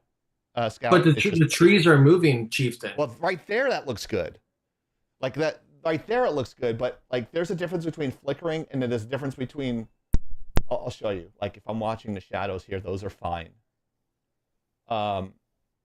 There's a part where, like that's fine. Everything's moving, but that looks okay, I guess. There's a little flicker inside the shadow. That's what I was pissed off about. I'm not talking about the moving. I'm talking about inside. It's like doing this. Like there's not a lot of, like back there. That looks good. That don't look good. I can understand they're moving. I guess that kind of works. I don't know. It's a pet peeve. Anyways, I digress. So does that ruin the game for you then, Chief? No, that you no, it doesn't. I can ignore it and actually enjoy the game. I'm not that much of a dick. But yeah, I would be into the story. But if we're just talking artistic points, like here, that looks nice. I like the shadows are blue and the lights and the fills. Everything looks fine there. Her hair is a little jacked up, but other than that, I think you're right. I think you make a good case for the lighting being very well done. I'm not trying to pick on you or anything. I'm just that's my joint. So, but yeah. I mean, I don't know if you guys do the same thing. When I play video games, I analyze them from a perspective of looking at all this detail, right, even before reading an article. And I watched the trailer and some of the preview before I even purchased the game because I'm like, I don't know. But then after watching a streamer play this game, I was like, yeah, I think I can get on with this game. And then I purchased it and played it. It's not gonna, like, if I'm playing Mortal Kombat, I'm not looking at the fucking shadows. I'm looking about getting a perfect on you, Right. So I mean, it's like here, like we'd talk about the breakdown. I think the cinematics are nice, in my opinion. Cinematics are very nice. How are the controls? Like, are you playing it on an Xbox or? PS5 controls were PS5. fine. Yeah. Okay. So you have like a Q lens, which allows you to kind of see enemies on some levels, not on all levels. And you have a fancy watch, because James Bond is all about watches. Mm-hmm. And you get it takes battery power, and then you can also pick up like chemicals, because some of these you throw like a dart and it makes them feel nauseous, so they're like, oh, I feel like I gotta go puke or go poop. So they're hunched over, grabbing their stomach, and they're like walking around grunting because they feel like crap. Oh yeah. That's every day for me.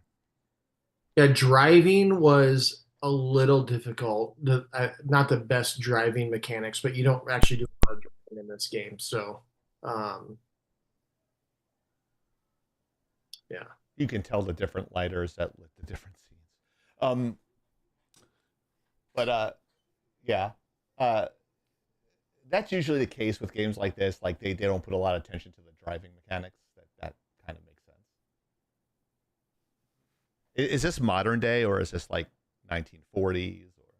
No, this is it actually doesn't give you a year, but somebody does pass away in this game, and on the gravestone it says 2026. So okay, I'm going to assume like we're going off of 2026. Okay, so they modernized it. Okay. Oh, you friggin' camper. Yeah, hit him in the face. Yeah. Yeah, you can you can shoot them in the leg, which will stagger them for you to box them. You can shoot the weapons out of their hands to disarm them. You can use your laser to blind them. You have like smoke. You have a missile pen that you can use to blow things up. You can hack into computers and I got it.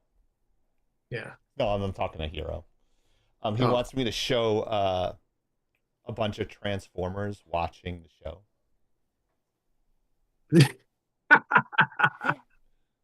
Are you able to put any of this on though, Chieftain? What's that?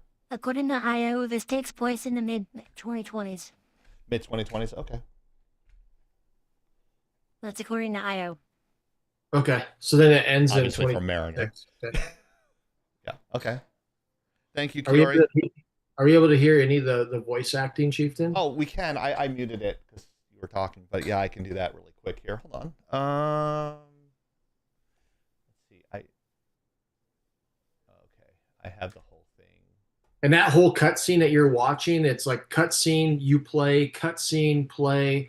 That was really creative in my opinion.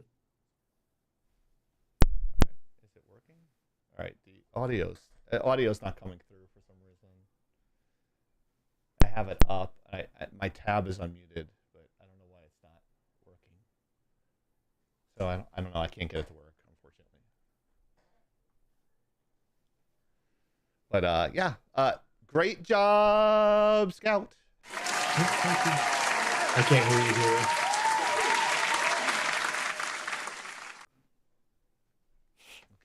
Okay. Next Yeah, up. you're definitely quiet. What's up? Can't hear Hero. Hero, can we hear? I don't know if Hero's. I can hear you, but my mic is not wanting to cooperate. My microphone is jacked. Is it working now? Yes. Okay. That's weird. Okay, let me just. There you go. So next up is Kitsune's Mischief Zone. Did I say that right? Yes. Yes, Yay! you did. But also, your mic was cutting out this time. Yeah, I'm sitting up on it, but if I was sitting down on it like this, it'd be better. Black thing on my face. There we go. Where's Baxter? Oh, good Lord. But yeah, that is. If you guys are not familiar with Kitsune's Mischief Zone, let's ask Kiori, what's it all about? So this is a zone that I created to have fun with the hosting guests of Laggin Live. Everything's done with AI to change up and add some fun. Yeah. To show it. They're funny. It's good laughs. It's good for fun. Let's see. And here is the. I think this is the music. And I forgot the order. Is it playing? Why is it? Oh, I know why. Oh, my audio was down. That's why we couldn't hear the 007 thing. It was on my slider. I forgot I had it turned down. My bad.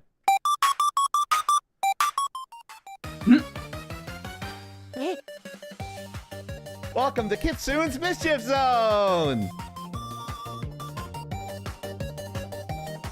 What music is this from?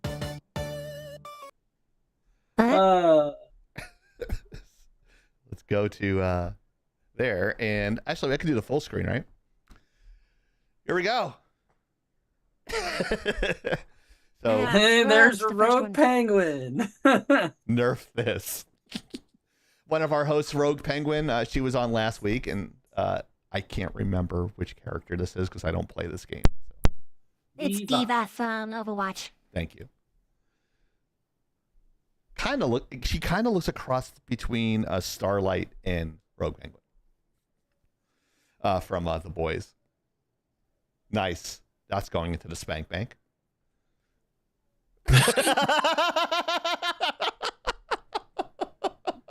What? Here is Hero. I guess he is as a vampire. As a vampire. Not wearing a werewolf cheerleading outfit. What the fuck? We're all pale anyway, so this is just. Here, let me see if I can. Let me see if I could get my lighting to do that. Pale as hell. Oh, thank you for the cheer. Oh, there we go. Am I?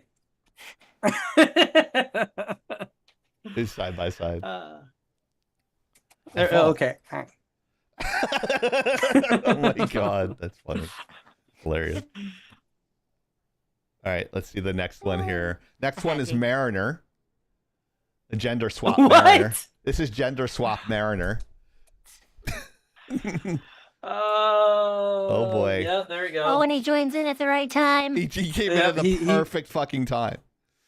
Well, he at least said something at the perfect time. He's you better run, Kiori. He's been watching this whole time, so he even sent a demonstration. He has a little army watching the show. Right. I like Transformers.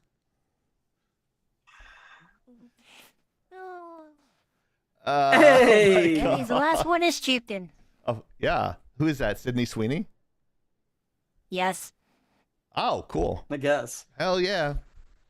He's wearing the. It kind of looks like he's wearing the John Wick suit, kind of, sorta. A little bit, yeah. It's really almost close to my body type. I think I have every one of those things, and I even have the boots. Infamous knows I have those boots. She get mad at me because I spent like $100 on Skechers for only wearing them twice in my life. And she's like, "You're wasting your money." I like that you have a fire during the daytime. I have a fire during the daytime. Yeah, there's a campfire. Yeah, there's a campfire. Oh, there is. Oh, yeah, that's right. On the left-hand side. Yeah, and it's a Chief Wick. Chief Wick. Oh my God. Chief Little Wick. But not slutty enough for Sydney. I don't know. Sydney doesn't go out of her way to be overly sexual all the time. She just signed up for like some sort of movie where it's gonna be like rated R, and I think it's gonna be some nudity or something like that. I think I read somewhere. He's nude and everything. Might as well be, right? That's a level also up. To answer that, to follow that up, Scout, nobody said AI was really smart. It might say artificial intelligence, but I mean, artificial has to mean something. Right. Her Jigglypuffs are natural. Unfortunately, I totally forgot what I was going to do with cheats. That was like a last minute thing. I'm so glad you didn't gender swap me this week. People, I showed. Now you just gave her an excuse to do it next week. That's fine. We kind of needed a break from the gender swap, but I can't. Like, my Jeep doesn't have that. The plastic fenders. I switched them out with aluminum powder coated white fenders with fabricated like blinkers and stuff like that. I told the guy, it was kind of cool. I told the guy how to fabricate the blinkers underneath. He's like, "Oh, I didn't think of that." I'm like, "I'm not good at car stuff." I'm like, kind of figured it out. Not slutty enough for Sydney. She leaves those titties hanging out. She just launched a lingerie line. Yep. Kiori got my cat breed wrong last time. Mariner was a Siamese. I went with your hair, sir. All of Infamous's stuff is it's all But blocked. thanks for the idea for next week. I can't see what she wrote. Oh, I just read it. I read it all out. Yeah, blocked out. It's not actually blocked out. It's just because you're sitting there on Kick and not looking at No, I'm Twitch. on Twitch. Oh, you're on Twitch. You don't see it. Really? Yeah, it has not ... enough for Sydney. Oh, maybe you need to expand it. Oh, that's your content filter, I think, because we don't filter anything on You don't Twitch on filter our anything? side. Yeah. Oh, so I filter it? That's crazy. That's weird. It'd probably be a setting on your drive on your browser. I got, where are you? That's a good question. Where am I? I'm looking for. There it is. I remembered where it is. And now, Heroes hard drive.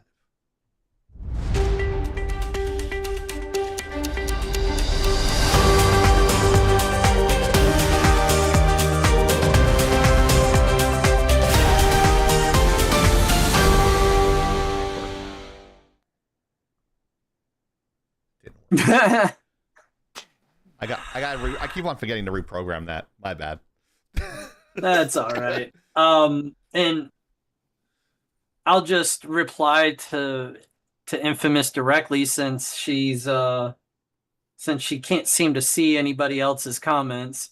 My reply is, while you're talking about that she leaves those hanging out all the time, my response to that is not enough. But in seriousness,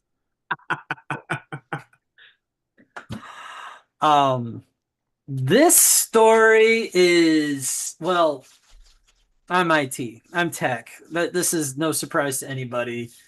Chieftain dubbed me the IT guy. I went out of my way to help a buddy out a couple of years ago, and I've been apparently riding that label ever since. Wow. I'm completely downplaying it because it's not a big deal to me. I help my friends. That being the case, I'm going to go ahead into this read. A massive showdown is brewing over Canada's controversial new VPN regulations. The tech sector leaders are pushing back hard against the federal government, going as far as threatening to completely halt services in Canada if the legislation moves forward. Critics and global digital rights advocates have issued a stark warning to the Prime Minister, arguing that pushing these laws through will strip away essential digital protections and leave Canadian citizens to suffer severe long-term harm to their personal privacy and cybersecurity. Apparently, it's not just Canada, though, because Kiori also shared a news article that was talking about somebody in the EU. I don't remember which country. And it was. I'll bring it up in a minute. I was going to say it's not entirely important to get into that detail because really my message is for a global audience. VPNs are important. Privacy is important. Your rights are important because technology is really awesome. And I love technology, but technology can be abused. Oh my gosh, Chieftain. Just reading your comments. There's an OnlyFans idea for Infamous. Motorboating.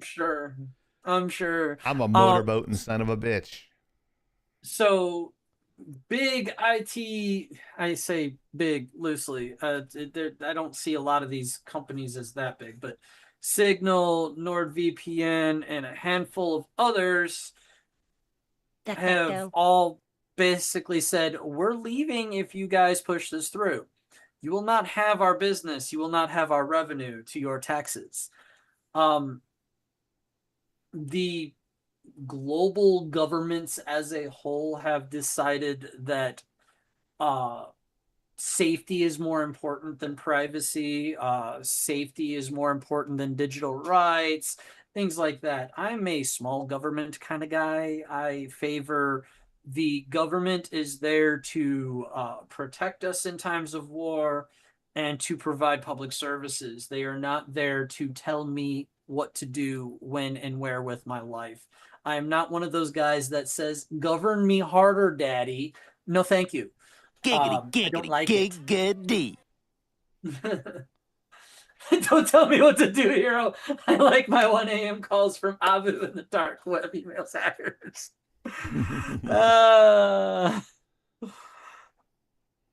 I hate that I realized that I could be old enough to be her father. Who? Infamous?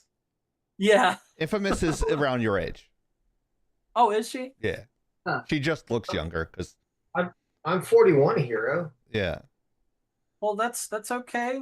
I mean, I'm not one to judge if you like the younger ladies as long as they're not underage. Oh no, they're around the same age, right? You're gonna be 42. Yeah. She's actually older than I am, hero. Uh-oh. Okay. Robbing the cradle I a little stand bit there. corrected. I was mostly teasing anyways. Yeah. Look, we have fun. Back to D&D. All right, Mariner. Did you break the milk? Holy shit, that's awesome. Oh man. Anyways, I like where this is going. You would. I am not going to push this to a political TED talk or anything, but just to encapsulate my ideals when it comes to the internet and the digital era.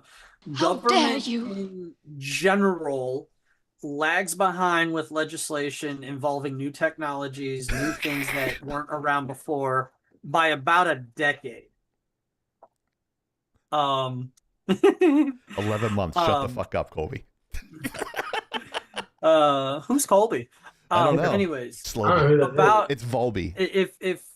If government is behind the ball about 10 years, that means probably in the next 10 years, we're going to start seeing actual legislation and regulation governing AI and morality of AI. Technology, it should be free. It should be, like when it comes to technology, there should be free reign to an extent. Okay. You should not push, government should not push to legislate and restrict things for the sake of safety. What was the great saying? If you believe that the government should, if you exchange liberty, if you exchange safety for liberty, you have neither, or something like that.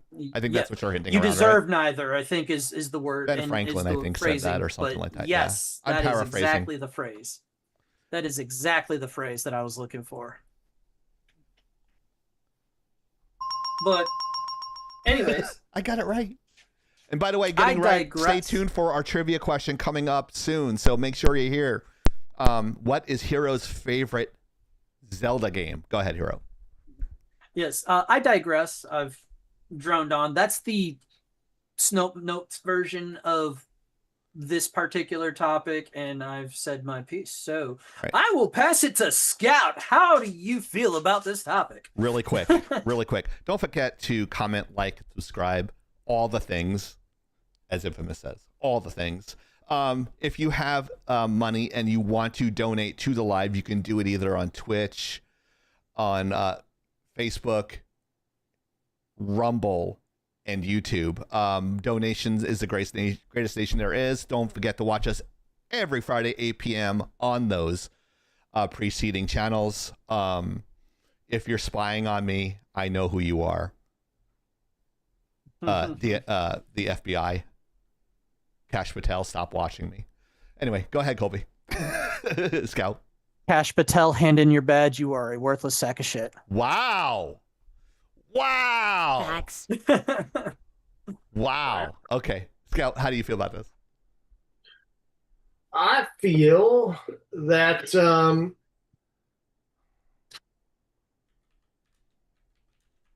well, if you're with AT&T like I am, VPN is free.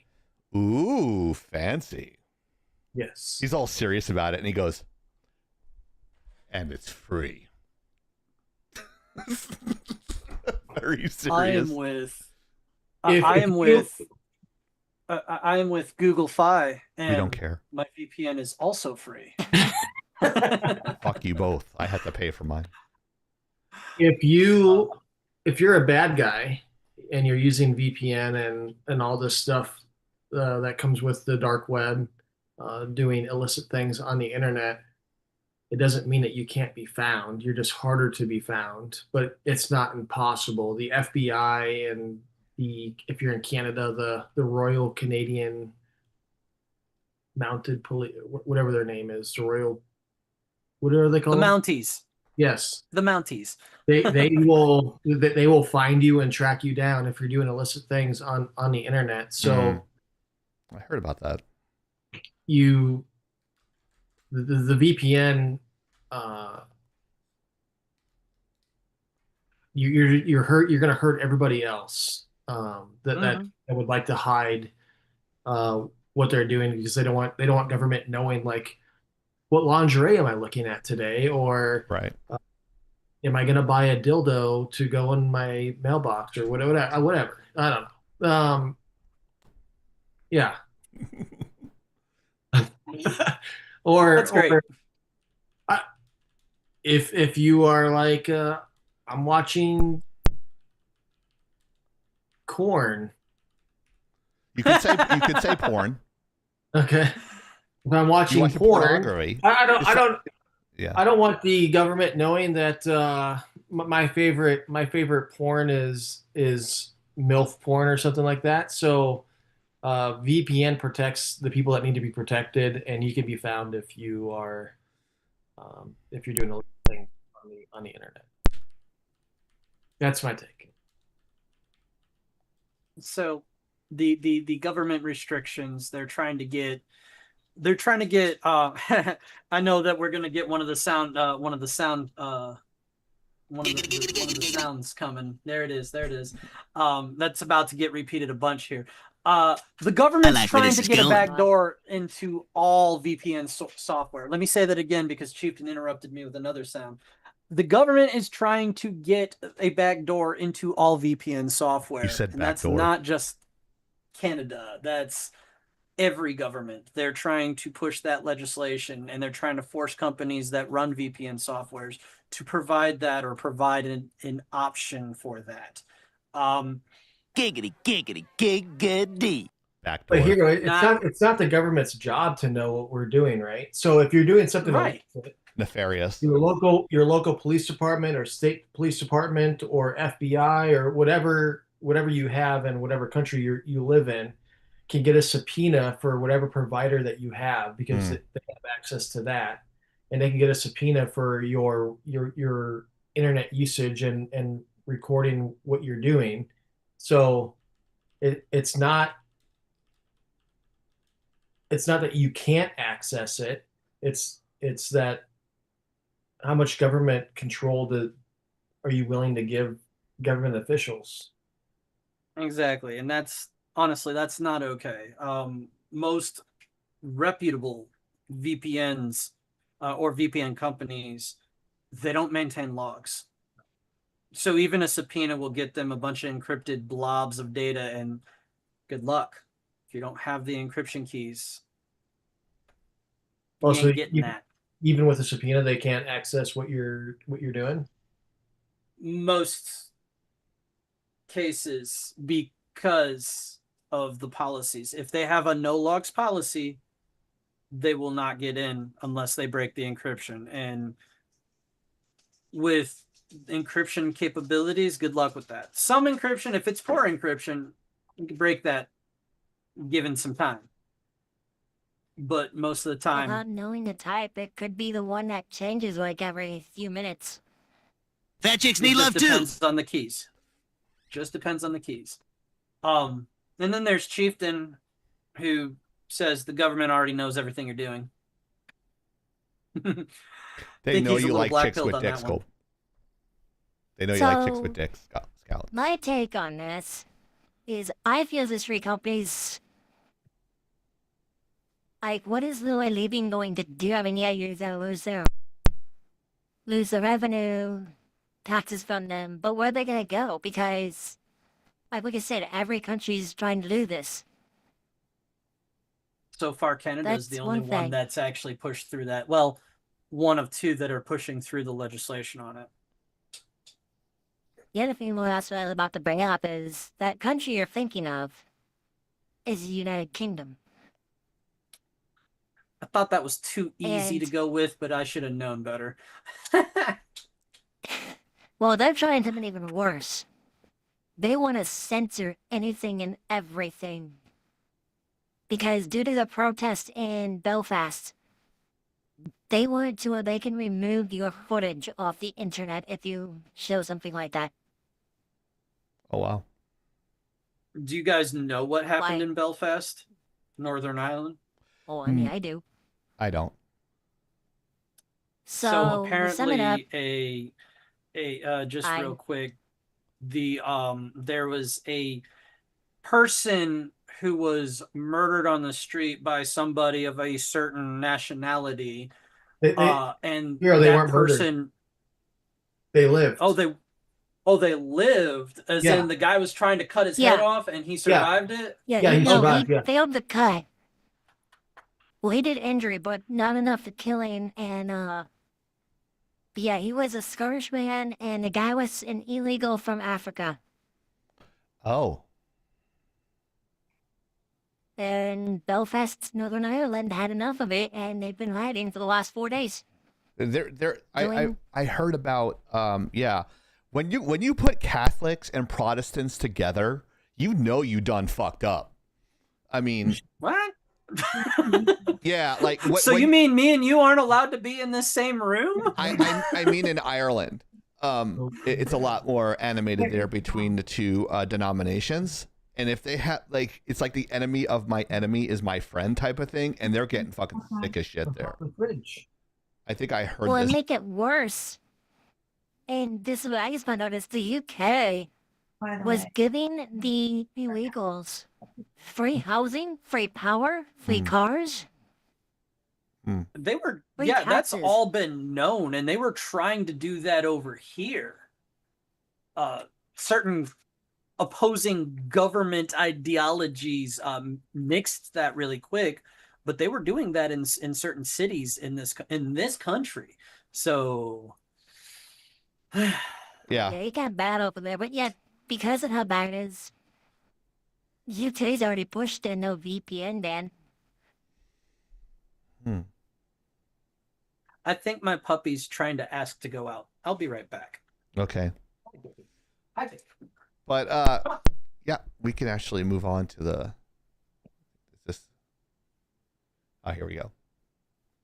View bill and pay now. Anyway, all right, iPhone users. Yep. Anybody? 1 in the chat if you're an iPhone user. 2 in the chat if you have no style. But yeah, I know. Now. Scout and I both have it. I think Hero's got a Galaxy. I'm not sure what you have, Kaori, but I don't. I have an Android. You have an Android, okay? So, this is for the Pixel 10. This is for the Apple Master Race. So Apple may be working on a controversial new feature for iOS 27, according to a newly discovered code strings. Wireless carriers could potentially block access to most apps on an iPhone if a customer falls behind on payments. The message suggests users would see a warning stating that their carrier may restrict app access if the balance isn't paid by a contract deadline. A small list of approved apps would remain available. Snapchat. However, the feature's exact purpose and how it would work are still unclear, and there's no confirmation yet that Apple plans to ship it in a future release. I don't know. I have mixed emotions about this. But yeah, Spoiler, I agree with Infamous. Blue Bubble Lives Matter.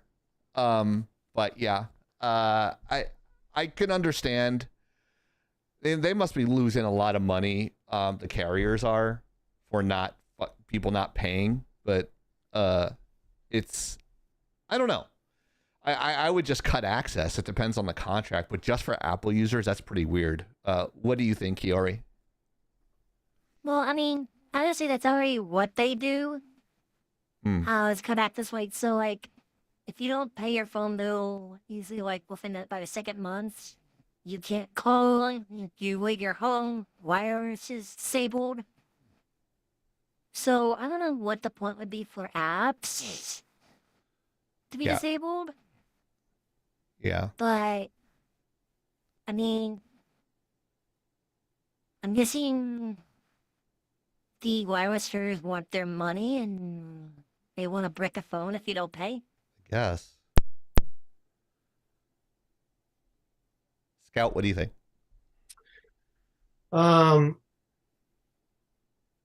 kind of like what Kiori is saying is, if you don't pay your bill, you can't text, you can't call on cellular. But if you're connected to your home Wi-Fi, if you're an Apple user, like Android, I don't know if Android can yet or has. Android's been doing it for longer. Oh yeah. You can make calls and you can text through Apple with your Wi-Fi, and you can use your apps. But if you're not connected to Wi-Fi, then it doesn't work. So I don't really get the point of it. And they're just going to need the collections anyway. So if you don't pay your bill for months and months, and they send you the collections, what's the point of you locking them out? You're not going to get your money still. Infamous says it's And the future that would thing. also mean that the phone people have access to everything on your phone. So is that what you're saying, is that they can see everything that you do on your phone? Yeah, that's uncomfortable. Because we know Hero's got a lot of dick pics on his, and so does Grumpy. So that might be a concern. So Kiori's laughing. I think she has some too. I don't know. But okay. What do you think, Hero? I think it's bullshit. Also, fuck Apple. But on a serious note, joking aside, technology being technology, I think it's absolute bullshit that your phone manufacturer is going to give access to a backdoor feature to turn your shit off. Giggity, at will. Anybody having that kind of power and authority over technology that you purchase, I think is not okay. I buy my car. My car is my car. That legislation about, we're going to put a kill switch in everything past 2027, go fuck yourself. That is my phone is my phone. I bought my phone. You could have arguments if you put it on a payment plan or whatever, add extra monthly cost to your own phone bill. We could have arguments and discussions about that another time, but that's my phone, especially if it's an unlocked phone. You don't get that. You don't get to look at what I have on my phone. No, go fuck yourself. Same thing with my computer, my console. Like, there's all kinds of bullshit going on with these manufacturers that's starting to dig into our digital rights. And I will continue to say open source is king. Did you What's see what mine is mine. Infamous wrote? You know, a digital bill of rights was promised. I hadn't mentioned heard about that. Yeah, I had not heard about that, but I am 100% in favor of that. If that is what he said, get busy. There's a long list of things still left undone. You're still back on page 1 of what you promised. Well, it's Mr. about Trump. 80. He's about 85% there. So year and a half. It's not too bad. Would this be a Fourth Amendment violation? So if your phone carrier has access to everything on your phone and can backdoor shut everything down, and if you did something nefarious and the police department said subpoena, can they see everything on your phone through that subpoena without, or can they contact the carrier and be like, hey, send us the stuff, if they don't have a subpoena, and get everything without your knowledge? With proper documentation and requests, the government absolutely is okay. But it's in the documentation and in the requests. If the police go to the carrier and just say, hey, we need this, and the carrier just folds and gives it over, that is a Fourth Amendment violation. If the government goes with a warrant, then they are in the clear. It's all about proper procedures. There's also a lot of stuff actually being Second Amendment related / adjacent. There's also other stuff going through the Supreme Court right now, or up for review in the Supreme Court right now, involving the immunity clauses. What the heck is it? It's broad immunity is what the issue is, and I can't remember the actual technical. Are you talking about blanket immunity? No. Okay. It's an actual term, and now it escapes me because I'm terrible with words when put on the spot, and I just put myself there. So go fuck myself. I guess. It's all right. I kind of understand what you're saying. It's an immunity. Yeah. And it's an immunity issue. In 2022, there was an FBI raid that was conducted, and it was a wrong house raid. They kicked down the door, threw in flashbangs, dragged the lady out literally half fucking naked. They were found hiding in the closet when the door got kicked in because they were terrified, and they had a shotgun, and they almost shot the dude. And once they got everybody, they even pulled a freaking 6-year-old out and handcuffed him and shoved him into the dirt. Wow. After all that was done, they went in, they started clearing the house, and one of the agents saw mail on the table and said, oh shit, this is the wrong house. They came back, let them out of the handcuffs, said, hey, we're sorry. My bad. We'll explain what happened in a few minutes. And they went down 4 houses down and raided the correct house, finished the raid, came back, explained what happened, and then went on their merry way. The family sued them, and the FBI is trying to claim immunity. And again, that term, it's bugging me. I'll have to look it up later. But they're trying to claim immunity because they supposedly have discretion to make decisions on how to conduct their stuff when it comes to legal matters. Yeah. The Supreme Court has already reviewed and remanded this back down to the lower courts, saying, hey, you don't just get broad immunity by default.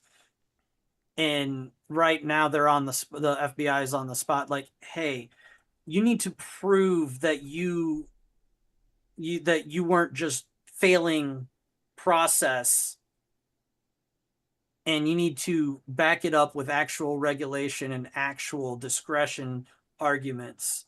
You don't get to just say, oh, doing a raid on the wrong house, I have discretion in how I run my raid, so I'm okay. You can't sue me over that. Long explanation. I apologize. I'm really passionate about Second Amendment shit, but back on topic. Back on topic, the law, the police, the law enforcement, they don't get to just fail to do the right processes to get what they want. If they have a warrant, then it's okay to conduct the search. However, if they do not have a warrant, they don't get to conduct the search and bring shit against you. Yeah, but I've written warrants. So when you write a warrant, you have to be very descriptive, especially when you're. I've written warrants for Facebook and Cash App and DoorDash and stuff like that. You have to be very specific in what you're asking for. Can you be broad and just ask for, I want everything on this person's phone? Will this update allow that to happen, I guess is what I'm asking. From the sounds of it, that if this update happens, then you're naked as the day is, as a baby born.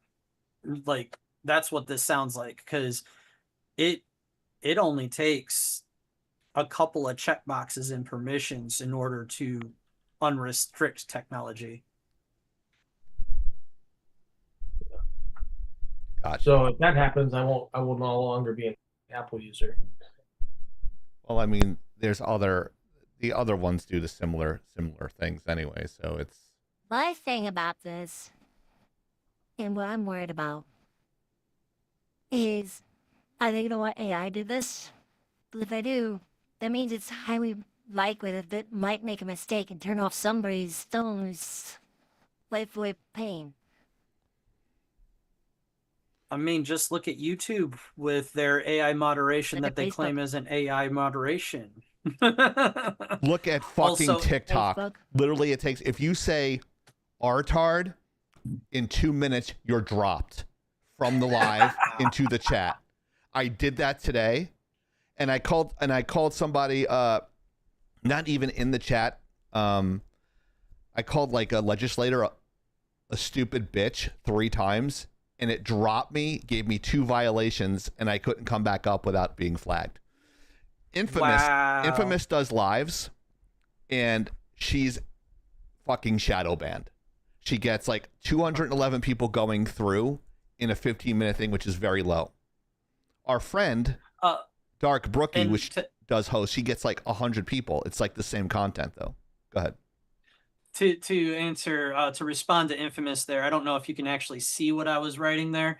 The Supreme Court ruled in 2025 that the family can sue the FBI under the Federal Tort Claims Act for wrongful raid.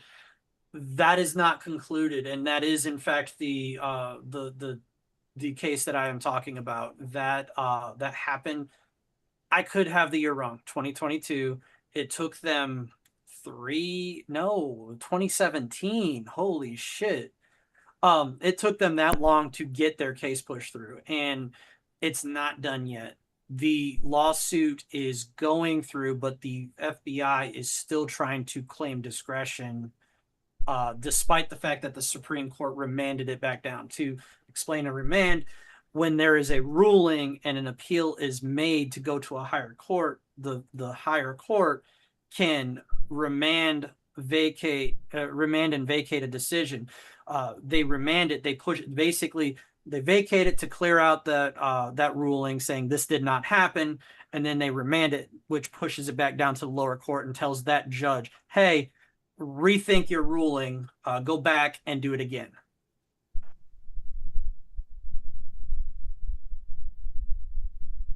Yeah.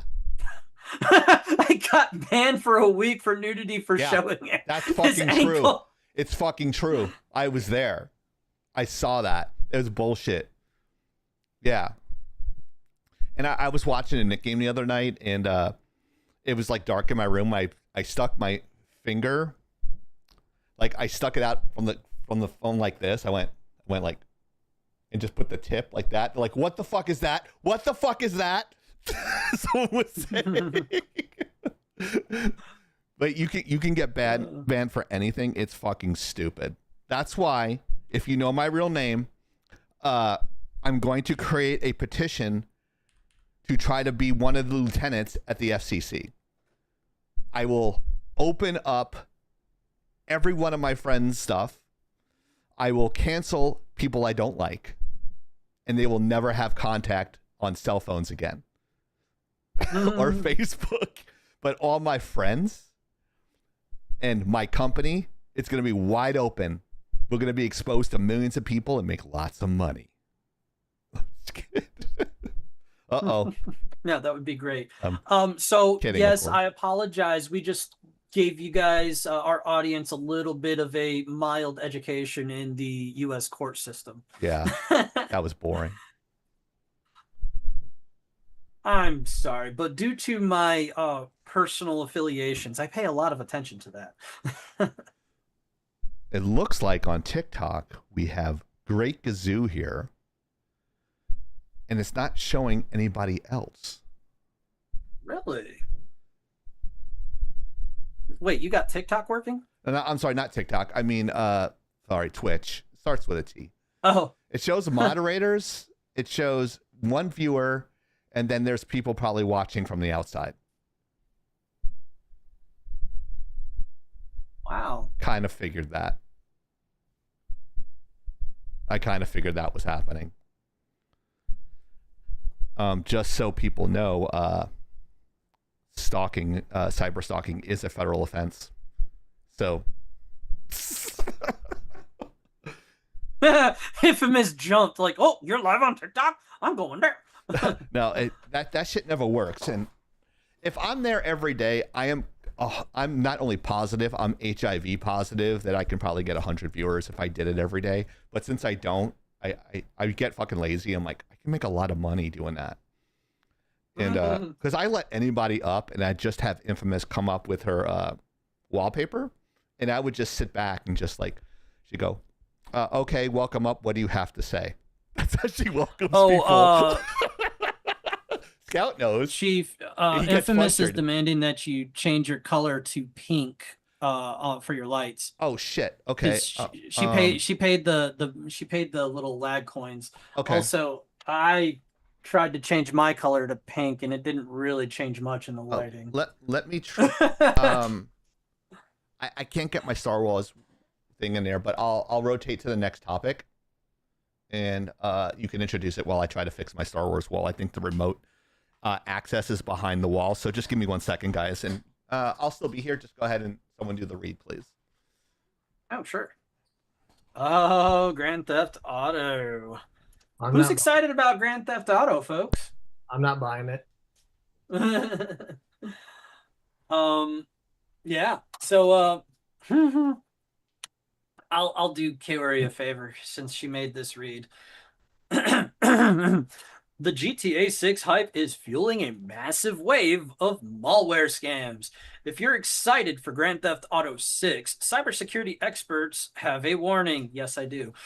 Scammers are using the game's popularity to spread malware across the internet. Shock! Fake GTA 6 beta invites, leaked builds, and free activation codes and early access downloads are appearing on websites and social media. But instead of giving players a sneak peek at Rockstar's next blockbuster, many of these files install malware that can damage computers or steal personal information.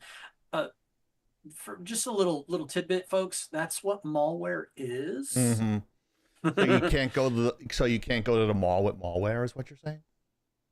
No, Chieftain, no. That's actually a very common misconception if you're a normie. That's me.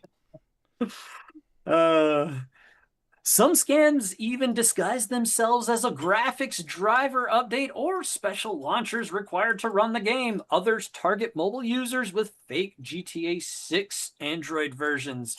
Who the hell thinks that there's a mobile phone version of a game like this?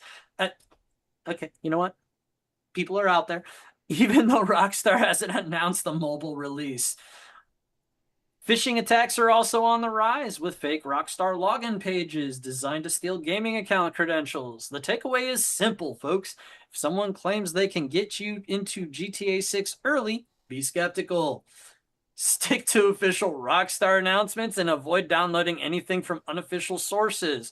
When it comes to GTA 6, patience could save you from becoming the next victim of a cyber scam. So, long story short, there's this guy. He went out, clicked a suspicious download link, and started bragging about early access to GTA 6, only to find out that it just ran his computer slower. And then, yeah, that slowness is because you fucking just gave all the bad guys all the information on your computer.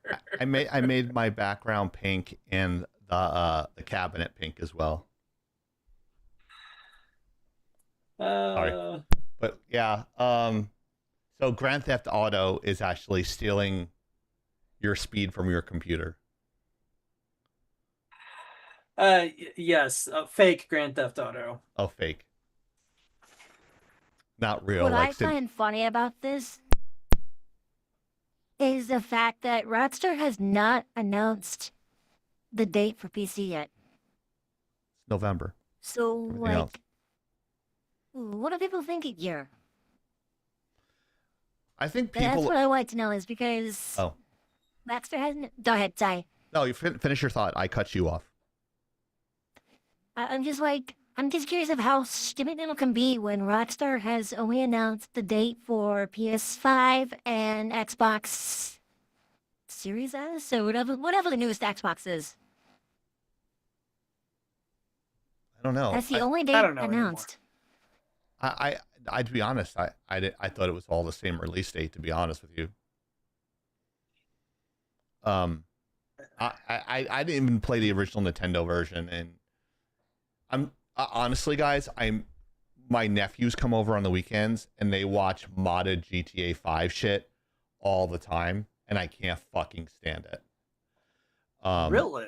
That and like stupid sports cool, videos. But it's stupid. I love them, don't get me wrong, but I mean, bro. Or as my Corn Pop would say, brah. I honestly thought that GTA would probably be something that you would enjoy playing as well. I could probably get into it. Oh, my top lights are pink too. Look at that. Hey. I'm pink. Look at that. Look what I do for Infamous. What a good friend. She paid you though. Yeah, she did. She paid in fake currency. Oh, is it that the lag coins? Yeah, the lag coins. You didn't do it out of the kindness of your heart, Chieftain. Oh, it makes it fun. Now I look like I'm in hell. Gen Z wouldn't know a primary source if it punched them in the face. Yeah, we deal with a lot of people with special needs. She has a rule in her lives, and this frustrates the fuck out of Scout, is that you have to be 25 or over because your frontal lobe is not developed if you're under the age of 25. And she goes, you got to be nicer. She's like, fuck that. I'm tired of stupid people. She just goes off. I don't know. I've met some 18-year-olds that have more brains in their dome pieces than some like 60-year-olds I've met. So, yeah. But I mean, everyone does. It seems like this is happening a lot more. If something's too good to be true, it probably is. Just don't fucking download it. Is that the consensus here? That's generally a good rule of thumb.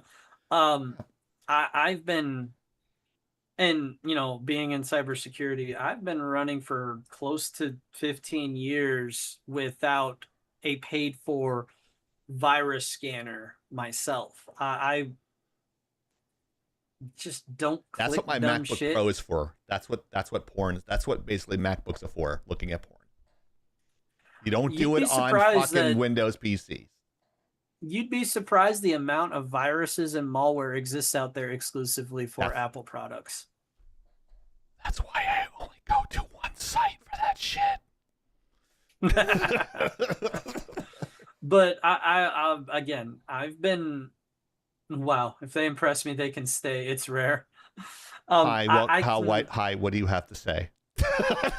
Right, Scout? Hi, what do you have to say? He's just like, yeah, whatever. I will say in my state, if you want to look at corn sites, you have to put your ID in.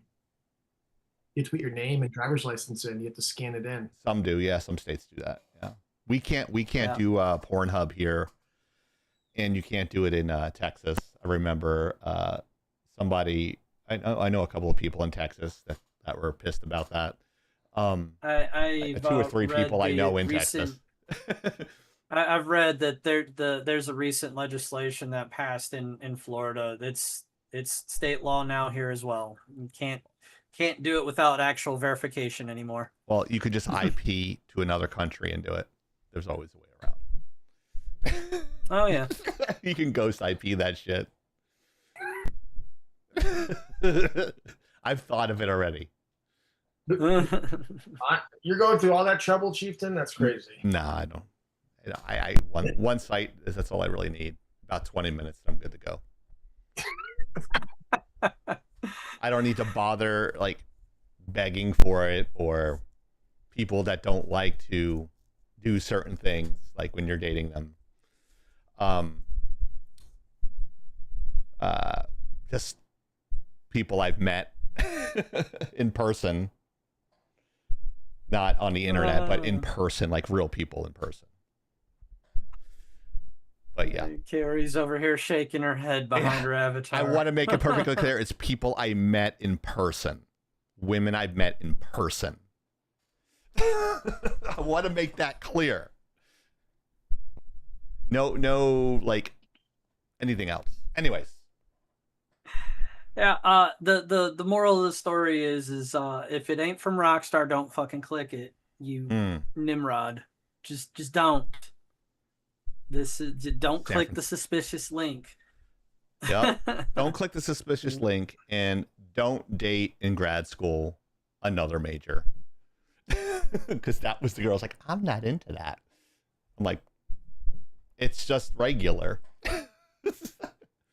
She was from LSU. I don't know. Maybe the SEC has something to do with it.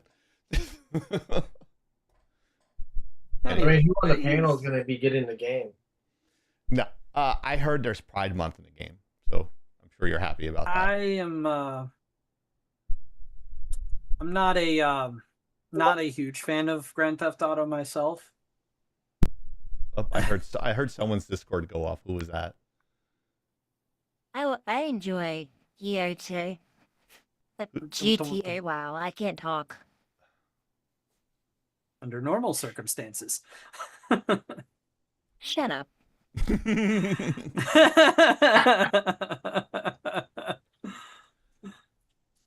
No, but like I was gonna say with GTA 5, there's some really cool mods, and then there's some really stupid, shitty ones. But my big thing with this is with GTA 6 takeaway is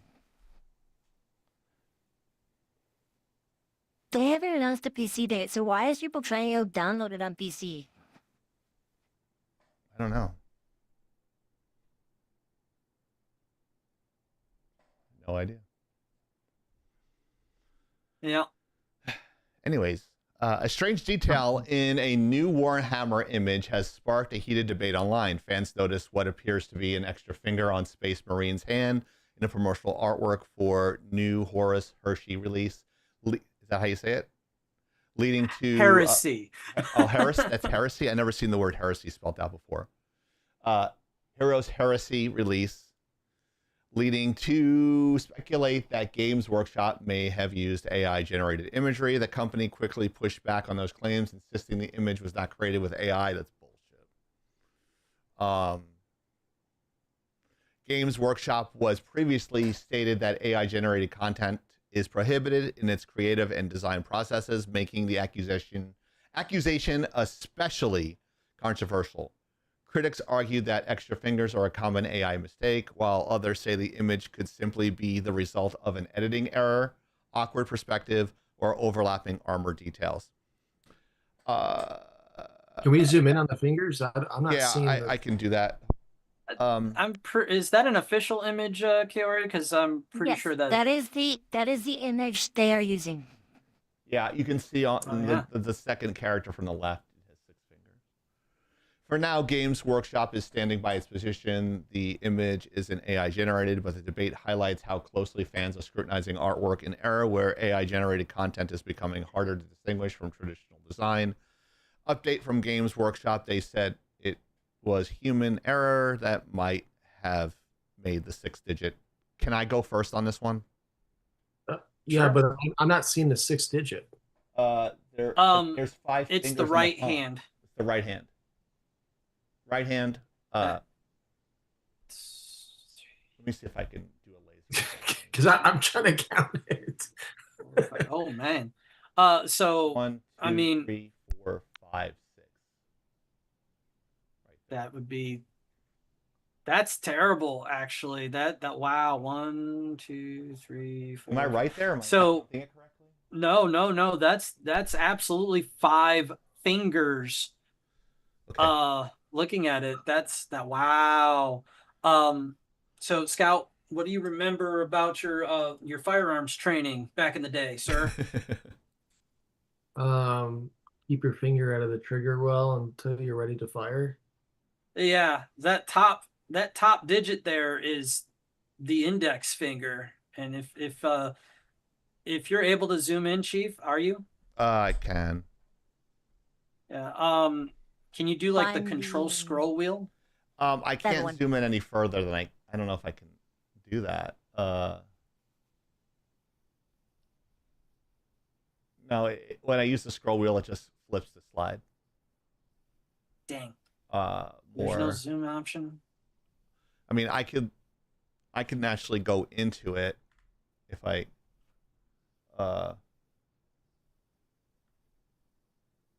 Oh, shit! I forgot. Post. How do you? I know you lock this in the background. How do you unlock it? So what I do to zoom in is I use the control and then scroll wheel forward to zoom in. I just dropped the link that has it, and it's numbered. Just take a look here. What that? 1, 2, 3, 4, 5, 6. See it right there. So, knowing what we know about human anatomy, that's wait, 1, 5 2, 3, fingers. 4, 5. So your There's thumb 5 would be there. wrapped There's 5 around there. Yeah. That your thumb would be wrapped another around one the back underneath. strap of the pistol grip. Correct. Okay. All right. Gotcha. All right. You're right. Yeah. So whoever anyways. did that drawing, complete blunder. Okay. I sent the link with it that has him numbered. Okay. We just showed it, but yeah, I can. It's in production, chat. Yeah, I got it. I'm just right in the middle. I got it. Cool. Grab this over really quick. I don't care if people see it. Who gives a fuck? Enter full screen. Okay. All right. Yeah. So.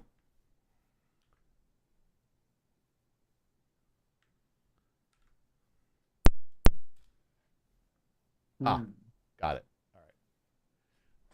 All right. 4 shot. I'm gonna be honest. I don't. Unless it's a newbie artist that they have on the team, I don't buy it.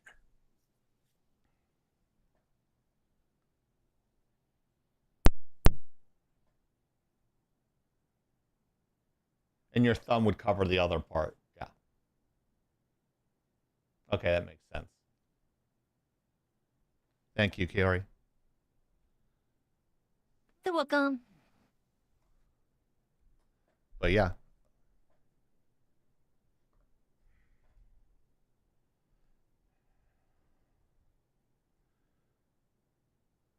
Yeah, go ahead. No, Chicken said you wanted to go first. Yeah, waiting for you, Chieftain. Oh yeah. Oh yeah. That's okay. It's for me. Yeah. When you learn anatomy in school, the hardest things to draw are hands and feet. So I find it a tough pill to swallow that an artist did that by accident, because of that reason. Like faces, feet, and hands are the toughest things to draw traditionally. So there's no fucking way in God's green earth that an artist would add an extra fucking finger. I'm sorry. That doesn't happen with even junior artists, because they suck at drawing hands too, because you have to literally draw every day to keep your skill up. So they're saying it's not AI. They're flat out lying, allegedly. But yeah. I was gonna say I don't buy it myself. I can't see that being human error. Even when I did draw, I hated drawing hands. I would find ways to have them hidden behind scenery or props. But yeah, no, definitely don't buy that was a human error.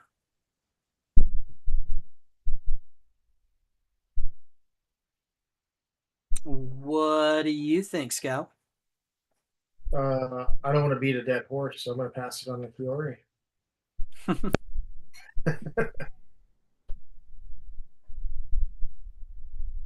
It's easy. No. This was not human, and when it does cause AI, it's going to be hilarious when it happens to Game Workshop. Yeah. Hero? I already said my piece. All right, cool. Oh shit, wrong button. There we go. Moving on. Oh my god. Yeah. I was. Oh, you got your little shirt on there. $60 games versus $90 games. Are we really doing this? Yes, we are. That's pretty accurate. My nose is that big, so no bags under the eyes. That's after my surgery, I guess. Did you get my text? Okay. But yeah, he's got like that very sinister look. He's like like that's what I'm thinking. Like what he's saying. So we've spoken about this for almost literally years. I think we've been talking about this for at minimum 6 years, man. Yeah. We've teased the conversation a lot, and then I think probably about 6 months ago we actually went into a detailed conversation about it. Do you? Yeah. Let's go. Yeah, let's do it. Let's fine. Let's rip the Band-Aid off, man. What's your argument for a game being still $60 in the year 2026 when we're at a 4.3% inflation rate? So my answer is no, not $60, because no, I understand things change, inflation goes up endlessly. It is actually not even $60 anymore. It is now average AAA title or mainstream game is $70 now. Okay. And Let's that just would say be $70. that would be my basement. That would Right. be my basement for a major release. One second. I'm sorry. I'm just liking the Tall Boy Chieftain energy drink. It's hilarious. That is awesome. Because I literally have no energy. Complained about the Red Bull last time. I am trying to fix something on the fly here, and I can't get it to. I'll go on the more expensive one. When you see, if you go to LinkedIn.com or Glassdoor, you'll see artists, junior artists, the senior artists, that sort of thing, and the price of just junior artists now are like starting at $60,000, $55,000, $60,000 a year. Senior people, it can range from 72. I shit you not, I saw this. I don't know why they offered this huge fucking a differential of price for a senior lighting artist at like it's something crazy, like $115,000 to $250,000 a year. That's fucking crazy.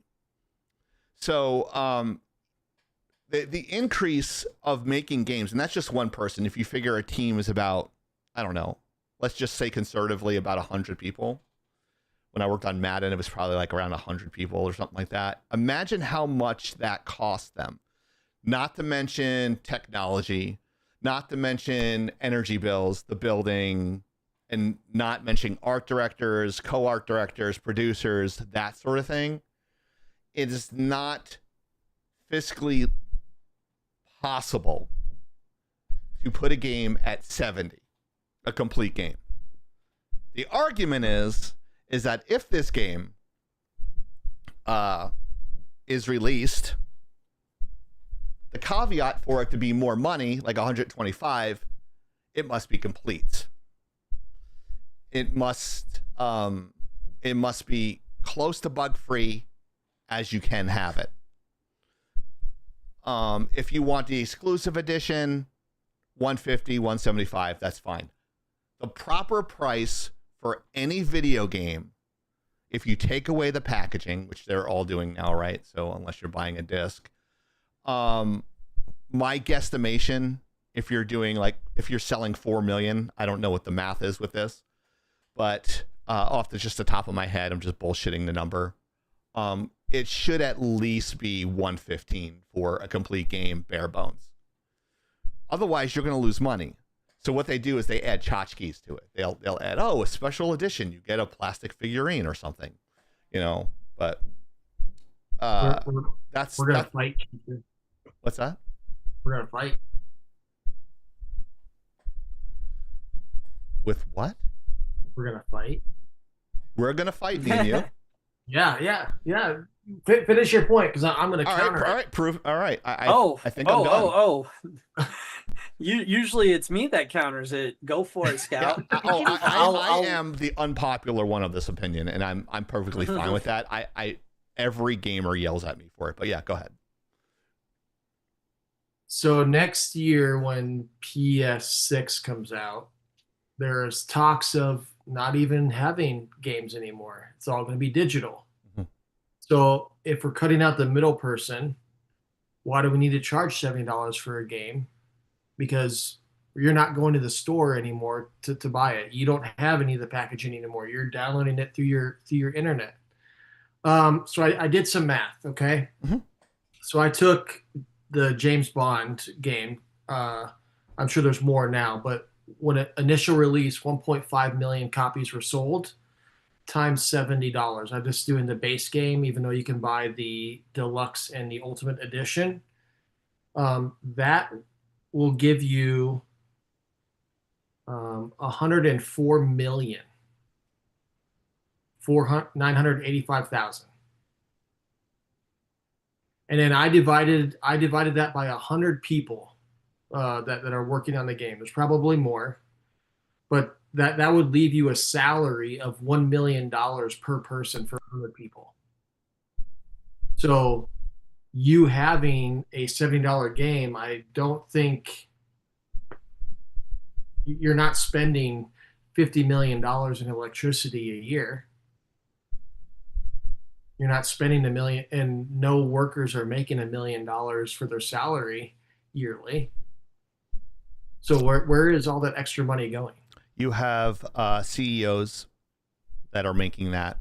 You have a board that's making a lot of money with that, and then you have the profit margin, because they're there to make money, right? You have a lot of that.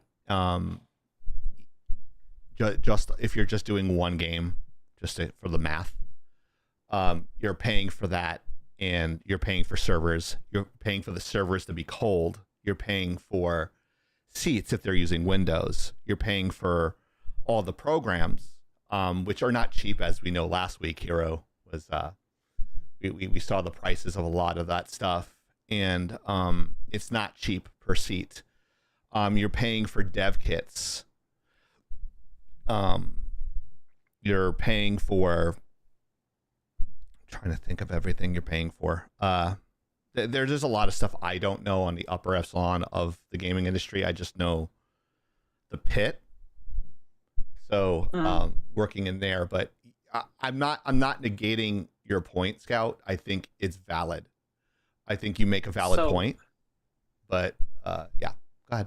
I'm gonna add an extra dimension into not to counter the guy that's on my side of the coin, Scout. But you're calculating off the assumption of 1 year of development. A game takes at minimum 5 to 10 years to make, a lot of times in development. I say a lot of times. I know they're not all 5 to 10 years.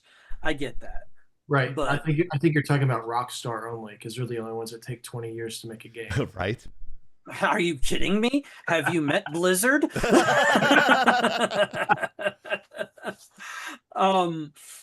That joke aside, but there is that. So you're gonna take your, just off of the release numbers that you gave me, you're taking that and you're gonna divide that by 10 years.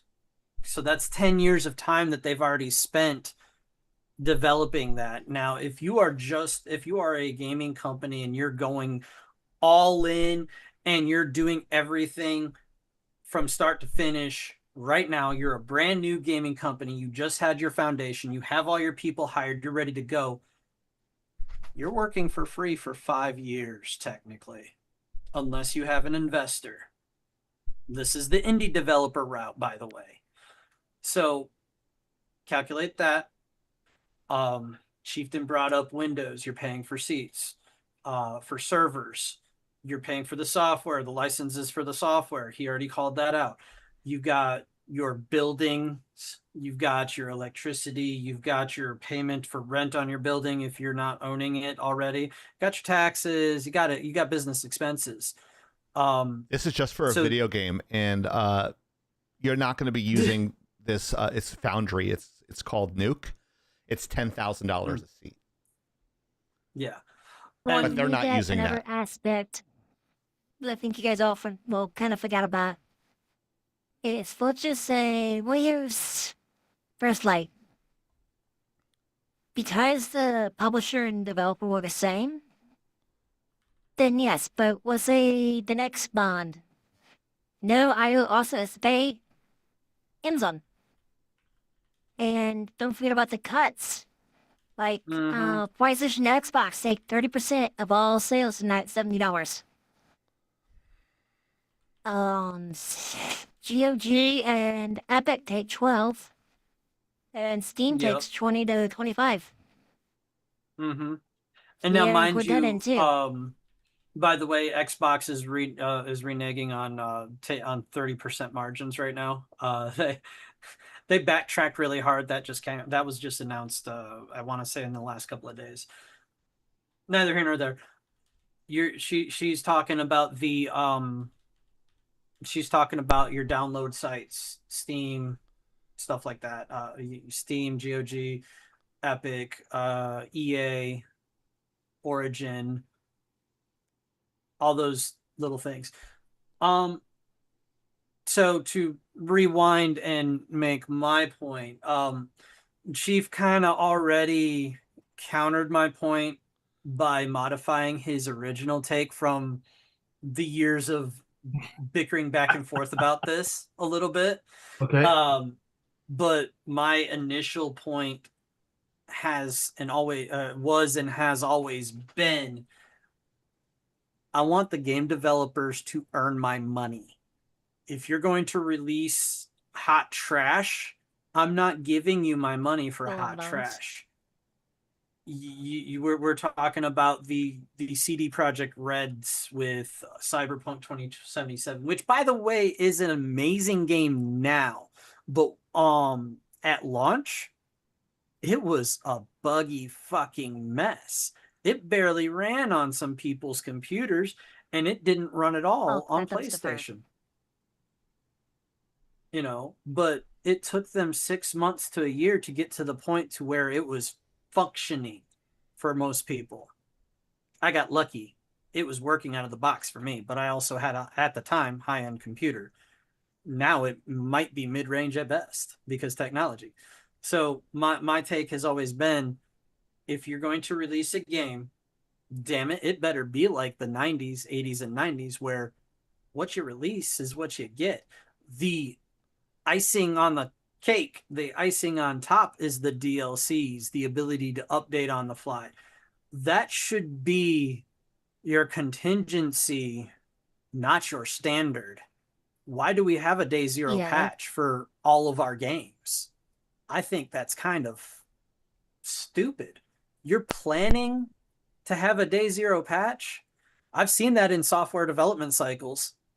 Not necessarily video games, but I'm willing to bet it's not any different.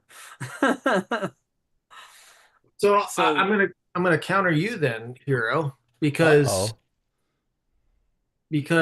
Grand Theft Auto 5 came out for PlayStation 3. Mm-hmm. They re-released it for PlayStation 4. They re-released it for PlayStation 5. So you have no less than 15 re-releases, by the way. I've had this discussion too, and I find that absolutely annoying. Make me a new fucking game, damn it. So you've earned money from the people that bought it for PlayStation 3. Now you've earned it for people for 4. I didn't buy it for 5, but I did buy it for 4 because, you know, updated graphics. So are the game developers actually doing anything more from system to system? The game is the same. and you're arguably, yes, because each system isn't backwards compatible. Well, not all of those systems were backwards compatible. I had to rephrase that a bit. So let's add some context here. You have to you have to port it to the new system.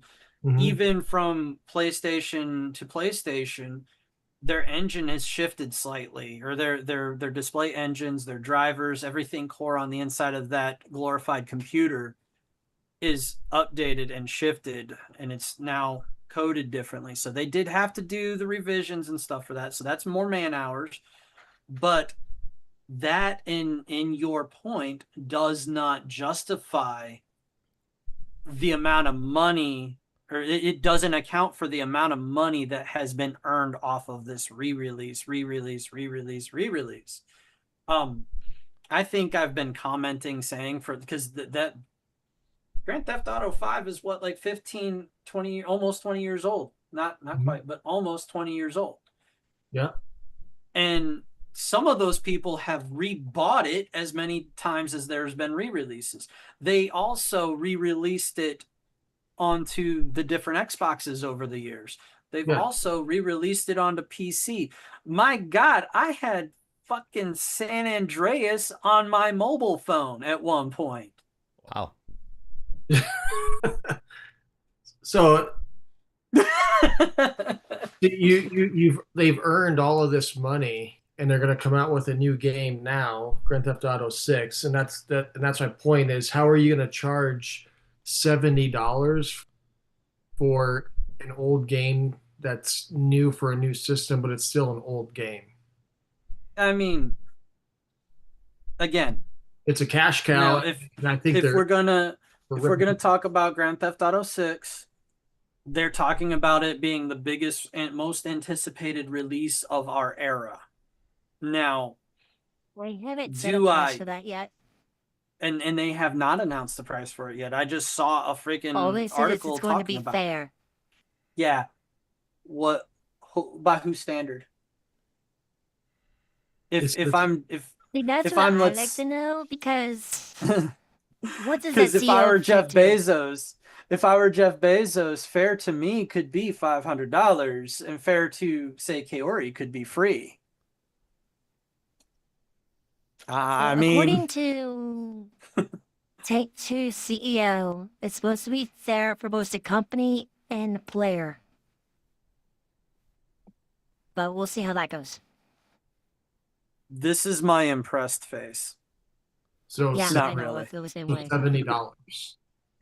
I would say that would be fair market value. Would be, I would say $69.99. Yeah.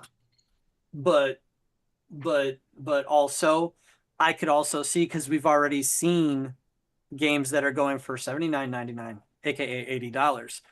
So I could see that. Doesn't mean I agree with it. But to Chieftain's point, because we've gotten to an understanding point where we kind of actually do agree. He's talking about $125 to $150 game. He actually has upped his ante a bit and said $175 today. That's the first time I've actually heard him say that. Did I say $175? You said between $150 and $175. Electors. Oh, okay. Oh, with expansion packs. But because we've had this discussion many, you get my point, many times. He accounts for the DLCs, the season passes, the long running, like the servers and all that.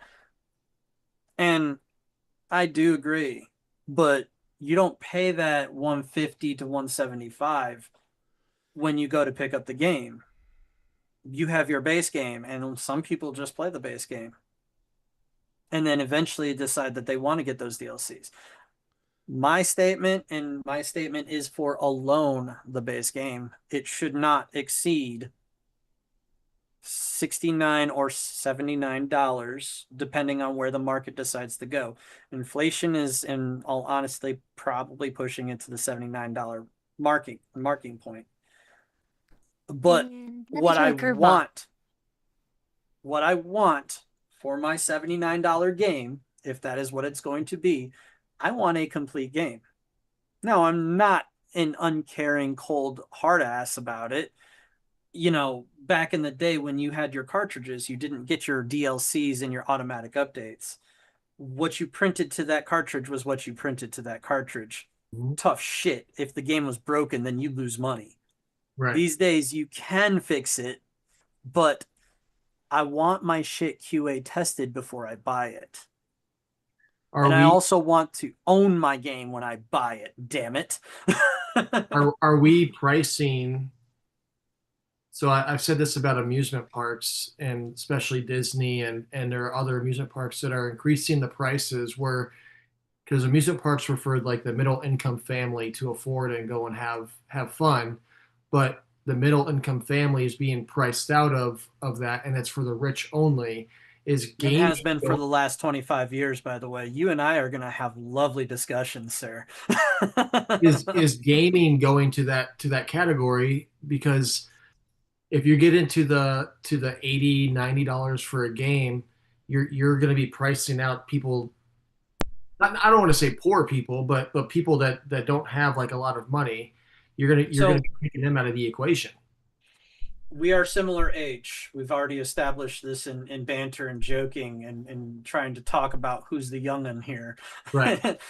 We're of similar age. So you and I remember the era of the 80s game, the era of the NES. And hell, you might have been fortunate and played on the Atari or maybe even the Commodore 64. I did, yeah. I have had that luxury as well, and I'm totally making fun of Chieftain right now without actually addressing him directly. I know what you're doing. But in this case,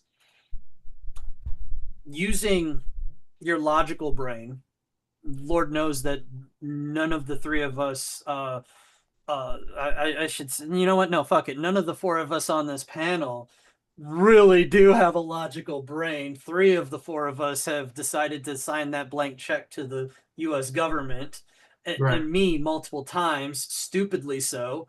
I think Kaori too. But using our logical brains, let's look at what the price point was back in 1982 for the NES. $20. I think it was less than that. I remember Zelda being $20 because I mowed lawns for I'm sorry. Let me requalify this. Games back then $20, but the console was $199.99 the base system. Yeah. Not without the Roby. Without the Roby. Yep, without Rob. Now Zombie Killer had the original system with Rob in the box. That is beautiful. When I went up to Ohio, she fucking showed me, and I'm like, you know how much that is, Zombie? Like, you can make fucking bank. A lot of money. So I just looked it up real fast. When the NES debuted in North America in '85, it first came as the deluxe set. It was $199.99 with the Rob robot, right? Deck, 2 controllers, Rob, the Zapper gun, and two game cartridges. 1 game cartridge, 2-in-1. It was a Duck Hunt and Super Mario Brothers. Yep. And then Chieftain was right. The following year, they released the action set that had the Duck Hunt gun with Super Mario Bros. And Duck Hunt at $99.99. That's the one I bought. Yeah, I remember because I bought it myself. In '89, they had the basic, which was $89.99, was just the console and controllers, no games. Okay. Thank you, Kaori, but no, I don't want to cut you off, but I also don't want us to run too long here. So with that in mind, and I keep going back to our logical brains here, adjust that for inflation. Right. What's up, Tack Trainer? What up, Tack Trainer? Tack Trainer trains horses in California. He's awesome guy. Thank you. I keep on forgetting to message him that I'm doing a live. I call him tier 3 tax chainer because he did a tier 3 sub last month. He's a really nice guy. Thank you, Tack, for showing up, sir. Hero, my question is, are we eventually, because I'm not rich, but so am I going to be 10 years down the road, 15 years down the road, am I going to be priced out of buying any new game system? And I'm going to say that if we are, because I too am not rich. I do well, but I am not rich. He's rich. He's got 2 houses. He's fucking rich. Contrary to Chieftain's belief, as you can see. Fucking rich. Fucking rich. I mean, but I at least I'm debt free. He's not. Yeah. 2 houses come with 2 house payments. Exactly. Yeah. I understand that. By the way, I have both my car and my wife's car are paid off. So Tack says that's hi to one thing Scout. off the list. Tack trainer says hi to you, Scout. Hi, Tack. He almost said hi, Scout. Talking to the third person. No, because we use his real name on TikTok all the time, so I'm not used to calling him Scout. So it's hard. To answer your question, it's entirely possible, but my argument to not argument to you per se, but my case to make for that is capitalism is going to capitalism. The free market is going to free market. If all of us wonderful gamers and soon to be old heads and old ass gamers, which is I'm old, hilariously also another article I saw, the generations that are the target markets, whether these companies want to admit it or not, the target market is actually the middle-aged group, the middle-aged men and woman in this case. But if we are the target demographic and we don't want to pay that, we vote with our wallet, and right. They will be forced to bring that price back down. Yeah. But the reality of capitalism and free market is the company is going to charge what the people are willing to pay. So the more we buy the rehash of GTA, the more we buy the horrible slop that the gaming industry has been feeding us, the incomplete slop, because not all of it's been slop, but most of it's been plagued with QA issues. The more we continue to buy that stuff, the more they're just going to keep serving it up. The more they're going to keep phoning it in and saying, it's got our name on it. They'll buy it. And that's basically how it goes anyway, right? The market, honestly, the people in general, if you've been watching what's been going on in the gaming industry as a whole, we are all online and seeing this stuff a lot. The gaming market as a whole has been sick of it, and the companies are starting to see it, even though they won't publicly admit it. So, Fastagazoo says to Scout, are you going to pay for subscriptions for games, whether you like it or not? I don't pay for any subscriptions. I mean, there you go. No, he said you're eventually going to. I think that's what he's hinting around, right? That's yeah. Eventually, I think that's what he's trying to get to. Yeah. Yeah, we've. How long ago did I start beating that drum, Chieftain? Yeah. We had a topic a few years ago about physical games versus online stuff, and like it was kind of like a split panel on that, which is actually makes for a good show. But yeah, this is longer than I thought it was going to take, to be honest with you. And I like to be surprised by debates, so that way maybe I can learn something that I didn't know before, which is kind of like a growth thing. So like if I don't know it, then it's okay not to know it. So I'm like, okay, that makes a good point. I'll concede that. I think Scout sees that a lot during the week. I was like, okay, I don't know that. I'm not going to talk about it. And that's the new me does that. And and I appreciate. I did have a villain arc last year, so I mean, as Hero said. So to wrap up my point, because I rabbit trailed like crazy. Thank you, ADHD. Just Yeah. how my brain works. Yeah. But to wrap up my point, I am 100% on the side of no, a base game should not be $100. A base game should be $89. And I believe so mid. wholeheartedly that if you look at what games were costing back in the 80s and what they are now, if you calculated the inflation rates from then to now, you'd probably be pretty close to between $69 and $79 for a game. Do I think that it's going to price out the middle class eventually? Because I know corporations are greedy, yes, but also they do so at their own peril. And when they realize that they done fucked up, they're going to probably change their tone. Longest 2 minutes ever. Probably because it was closer to 4. ADHD is... I have no idea about monologuing on lives.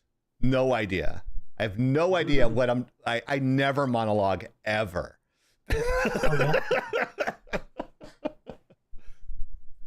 But yeah, here's something that you can monologue about if you like freedom seeds and just general stuff to defend yourself, home defense, that sort of thing. You want to look no further than Firebird Munitions. Firebird Munitions. www.firebirdmunitions.com, 850-270-3621. The safety, education, training, and protection of our community is our priority. And they're going to have pretty much a they're going to have a brick and mortar, but I think for more detail we'll go to Hero. Hey, yes. So I'm a small business owner, as a lot of people here know. This is my company, and tomorrow I'm going to be at the Panama City Beach Market. I was going to say curvy and it's Britney, bitch. Yeah, if only they were coming through this direction. They're probably about 3 hours away from me right now. Probably, yeah. That being said, yes, there is going to be a brick and mortar, most likely. I'm going to be talking to there's a local tattoo shop that has a large building and more space than he knows what to do with. And I got to talking to him thanks to my wife, and we decided to make a deal. Tack says hello to Hero. Hey there, tack trainers. I think he said that because I said hi to him earlier. Sorry. But I could be wrong. But that being said, hey, if y'all are in the Panama City Beach area, come and see me. Hell yeah. Big screen it. Screen grab it. That's right. And also check out our fun lineup during the week. Hopefully Scout will be part of this. Soon Scout and B-More like to play FPSs. We have no one who plays FPS on our channel. But if you want to check out Tuesdays live 7:30 p.m. Eastern Standard Time, you can watch Stream of Consciousness with Hero the IT Guy and the Mariner. If you're not doing anything on Wednesday, is it Wednesdays? Yeah, Wednesdays at 8:30 p.m. Wednesday. I'll get that right. Kiori streams Timberborn at 8:30 p.m. Wednesday Eastern Standard Time. The Mariner, my accent came out there. You can tell I'm tired, right? The Mariner, Falling Out London, the mod there, Thursday, 7:30 p.m. And of course, our podcast is on Fridays with a rotating host schedule. Hero, Kiori, Chieftain, Rogue Penguin, Mariner, Scout, and probably many others that will be added to that because it's fun. Check us out. 8 p.m. 7. Oh, man, I am so fucking tired. 7 p.m. Central Time, 8 p.m. East. Check us out on all those streaming outlets there on the bottom.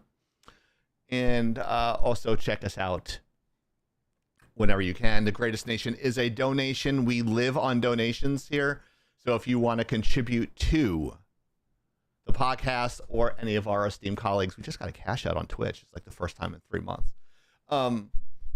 But that will go towards Laggin Out owing me $800. But but yeah, check us out whenever you can. Where's my mouse? There And let's just skip that for today. Okay, trivia question, which Hero will read when I try to find the music. So once again, folks, what is Hero's favorite Zelda game? Is it A, Tears of the Kingdom, B, Majora's Mask, C, Ocarina of Time, or D, Echoes of Wisdom? I'm going to C. I'm going with C on this one. We're going with E, Breath of the Wild. He likes Breath of the Wild, actually, yeah. I do like Breath of the Wild. That is one of his favorites. I'm surprised you didn't put that in there, Hero. I wasn't the one that wrote the slide. Oh. Because I would have picked that one, because you raved about that. Oh, I sure did. He gave me 2. I made it simple. Tears of the Kingdom, I would say it would be A and C, because I don't know what B and D are. some fair context here for Breath of the Wild, since it's not actually on the list. I put about 350 to 375 in hours into Breath of the Wild when I got it. I was marathoning that and going through it by the numbers from the guide. Wow. All right, so let's the music's over, so that indicates I have to do the drum roll that you won't hear in Zoom, but they will hear on the live. So drum roll, please. I always laugh when he says that because I hear it. I heard the beginning of it. I don't hear it now. Yeah, and it is in Pat fact Trainer's got it right. C. C. Hero's favorite game is Postal. Yes. So another deep lore topic topic here. I don't know how many hours I put into this game in my teenage years, because at the time they did not have a counter for hours spent on the Nintendo 64. That being said, I spent an entire summer or 2 or 3, I can't remember at this point, playing this game back to back, start to finish, over and over again, getting it to 100%, and then going back and looking for secrets and Easter eggs that did not exist. Like, I was so obsessed with this game. Do it all again in October. Very possibly. Yes, Gazoo, now show off my Zelda tattoo. If you have the Switch, Hero, you can play Ocarina of Time if you have the monthly subscription for Nintendo. Funny story, I did get that explicitly for the Stream of Consciousness.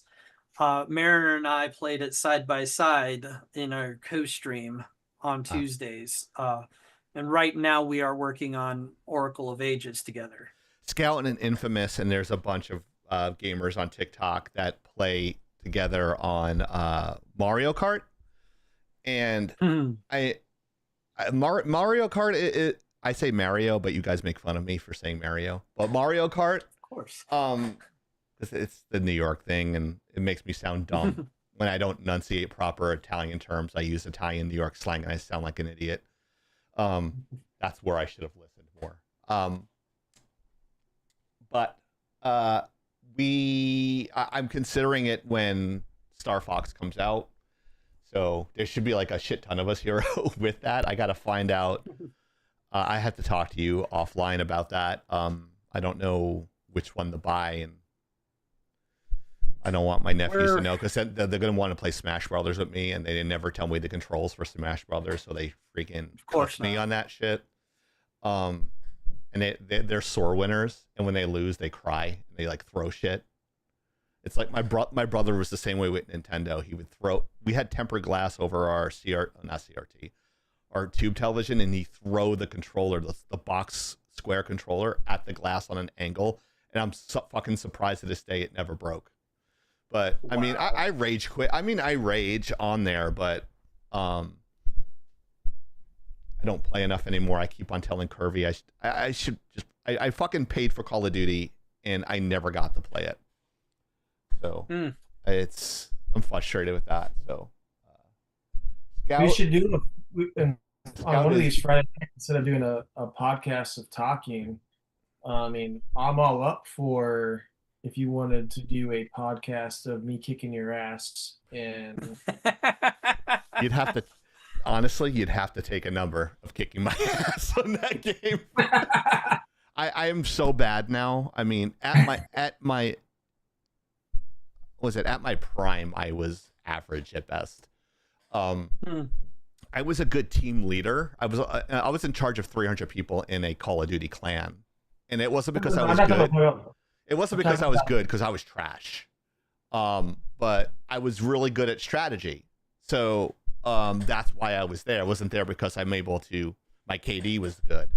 Because I'm talking about Smash Bros. Oh, Smash Brothers. Oh man, you'd kick my ass in that. I'm not the best at that either. I can honestly say playing that. no, like I was never good. I mean, I was okay, but I wasn't like nowhere near pro. My friends were pro in Halo. I'm trash compared to them. I'm not good at it. But I had fun and I could figure out patterns. That was my only go-to. But with Smash Brothers, you probably kick my ass easy. And I played in like fairness, 5 times. if you were to play Smash Bros. Online, I'm going to be honest, the online for Nintendo, it's not great. they definitely have latency. They have latency issues for their online services, but I'm there to have fun. Yeah. Sorry, go ahead. I'm waiting for Fable to come out. I want to play that. They're redoing Fable. I think they're doing a continuation from 3. But I'd play that. I love playing that. I'm not sure if you remember. Oh, what was his name? I know his real name was Zach. Draco. Remember Draco? I remember, huh? Yeah, Draco. Vaguely. Draco was fucking good. Like when he got mad, he would just pound people 21 kills. He's like, all right, fuck the objective in Call of Duty. I'm just wiping out the whole team. He'd wipe out the whole team. He goes, Pavlo, nuke. And the game would be over. And I'm like, wow, when he got pissed, he got better. And I was just like, how the fuck, dude? I'm like, I have like 5 kills and 30 deaths. I'm like, how the fuck? And he was really good. Then we had other people. Daddy Dum Dum was a sniper. Funny Guy was the pothead that would aim the wrong way with a sniper rifle. Like, it was all that stuff. But anyways, I digress. Check us out on all our social media outlets: Kick, YouTube, X, Rumble, TikTok, Twitch, Instagram, Facebook, and your sister's ass. If you want a QR code and you want to donate like thousands of dollars, you can go here. You can do it straight to our PayPal, or you can do it on Twitch. If we can get about 10 grand in the next couple of months, that would help us immensely. But if you don't have it and you know people that do, tell all the rich people to come to our lives and donate. We don't have tits like Whittle Bears, but I mean, we're entertaining. We have fun. Any last sayings before we go, ladies and gentlemen? Anyone have a last thought, Scout? Last thought. Sure. PlayStation 5 was a useless system, and they should have never came out with it. Thank you, Scout. Kiori? Damn. He says it with a straight face. I got nothing this time. You got nothing? Hero always has something to say. Go ahead. Yeah, sure. It was a blast, guys. Thanks for coming out. And my answer to Scout is PlayStation 5 had the same problem as almost every new generation system has this generation, and that's they don't have games out for it. I have a question. Do I hit end stream on Rumble first or on stream RNO on OBS? Both would work. It doesn't matter which one? Rumble. I usually go with Rumble first. It has less errors. Okay. Thanks for showing up, guys. I behaved myself. I didn't get in trouble this week, so I'm not going to be exposed for being an asshole. Well, I'm actually exposed for an asshole every week, but I digress. So thank you for showing up. Make sure you bring your friends next time. Maybe we'll do a Jackbox thing next week. We'll do like 3 or 4. We'll do 3 or 4 topics at the most. Like 3 or 4 topics at the most, and then we'll do a Jackbox thing. Make something like a chill live or something like that. I think that would sound good. Work. So on behalf, sounds fun. Yeah, it sounds fun. Oh, wait, I was supposed to set things up as I was talking. Kind of stupid. All right. Let's see. Well, where is this? Do you want me to click the end stream button? Oh, I got it. No, that's not what I'm looking for. So on behalf of Kiori, Hero, Scout, I'm Chieftain, signing off and lagging out. We'll see you next week, guys. Girl, look at my forearm. Girl, look at my forearm. I am out when I'm hosting a match. This is what I see. The game skipping frames like flipbook COD, and I'm shooting everyone, but the kill cam doesn't show it. I'm lagging and I know it. Lagging, yeah. Lagging, yeah. Lagging,